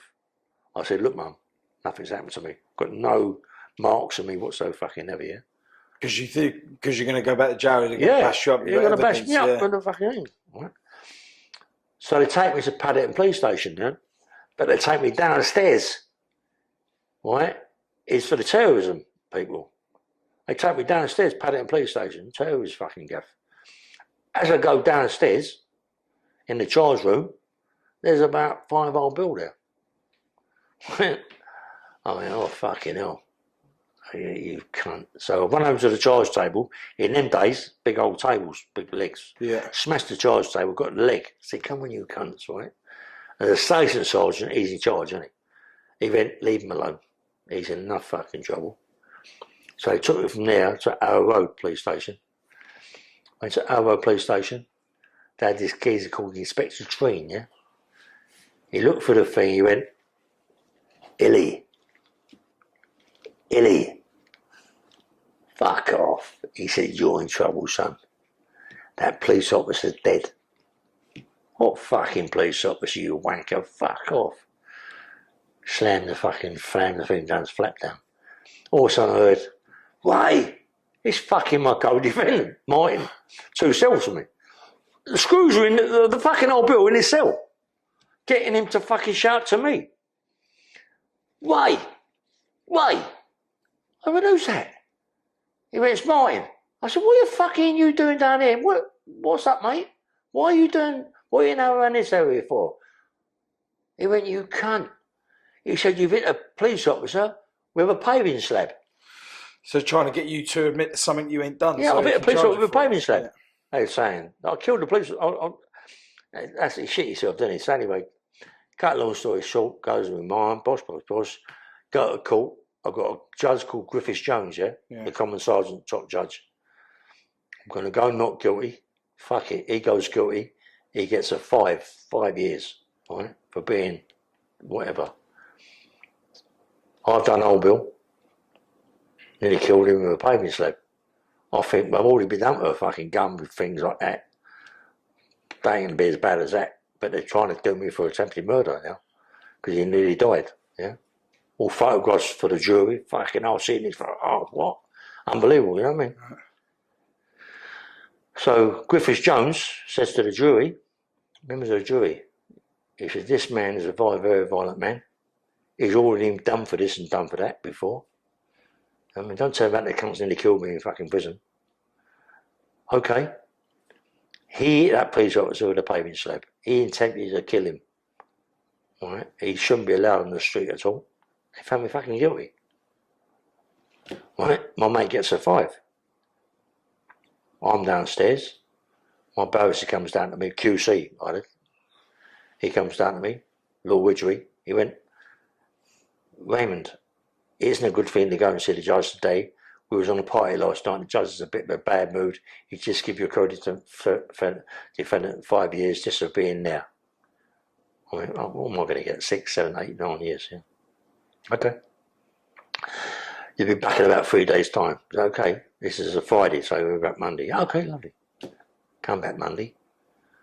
Hill. Oh, cool. Judge Griffiths Jones. All right. Fucking hell. You're this, you're that, you're a violent man. You should be protected from the public, will be protected from you. The last sentence he's done was 7 years. You got 5 years to run concurrent for a gun. Also, I'd give you a consec because that gun was loaded and you had 3 other shells there, 3 other cartridges. You sentenced me on what I've fucking been sentenced for. I wouldn't have been sentenced for that. Yeah. No, he's fucking on about this, right? He went, you're going to be sentenced to Mr. Hill for 22 years. 22 years? Your ass must have fell out. I didn't even remember what he said. I fucking collapsed, mate. Literally collapsed. Not collapsed, but my whole fucking inside me went. If I'd have had anything, I'd shit myself, you know what I mean? Yeah. Fuck me. I took me downstairs. I went, I'm in the cell. My co-defendant's next to me, yeah?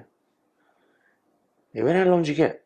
I said, 22 fucking years, you come down to you. Put me in, it grassed me up. But and I was like, fucking hell, 22 fucking years? For what? I got fucking 7 years for a gun with fucking, but he sentenced me again for that. That's what he's done. Yeah. For the cartridges. He don't think the judge has given me enough long enough sentence. And give me that, 22 fucking years. Mate, that's absolutely crazy. Crazy. 22 fucking years, brother. Mate, what a roller coaster of a life you've had. And it ain't finished, is it? That ain't nothing, is it? So what goes on after that? You know what I mean? We'd definitely be pulling back up on some of that, I tell you. Yeah. Yeah. It's long, isn't it? Yeah. Mate, thank you very much. Thanks very much.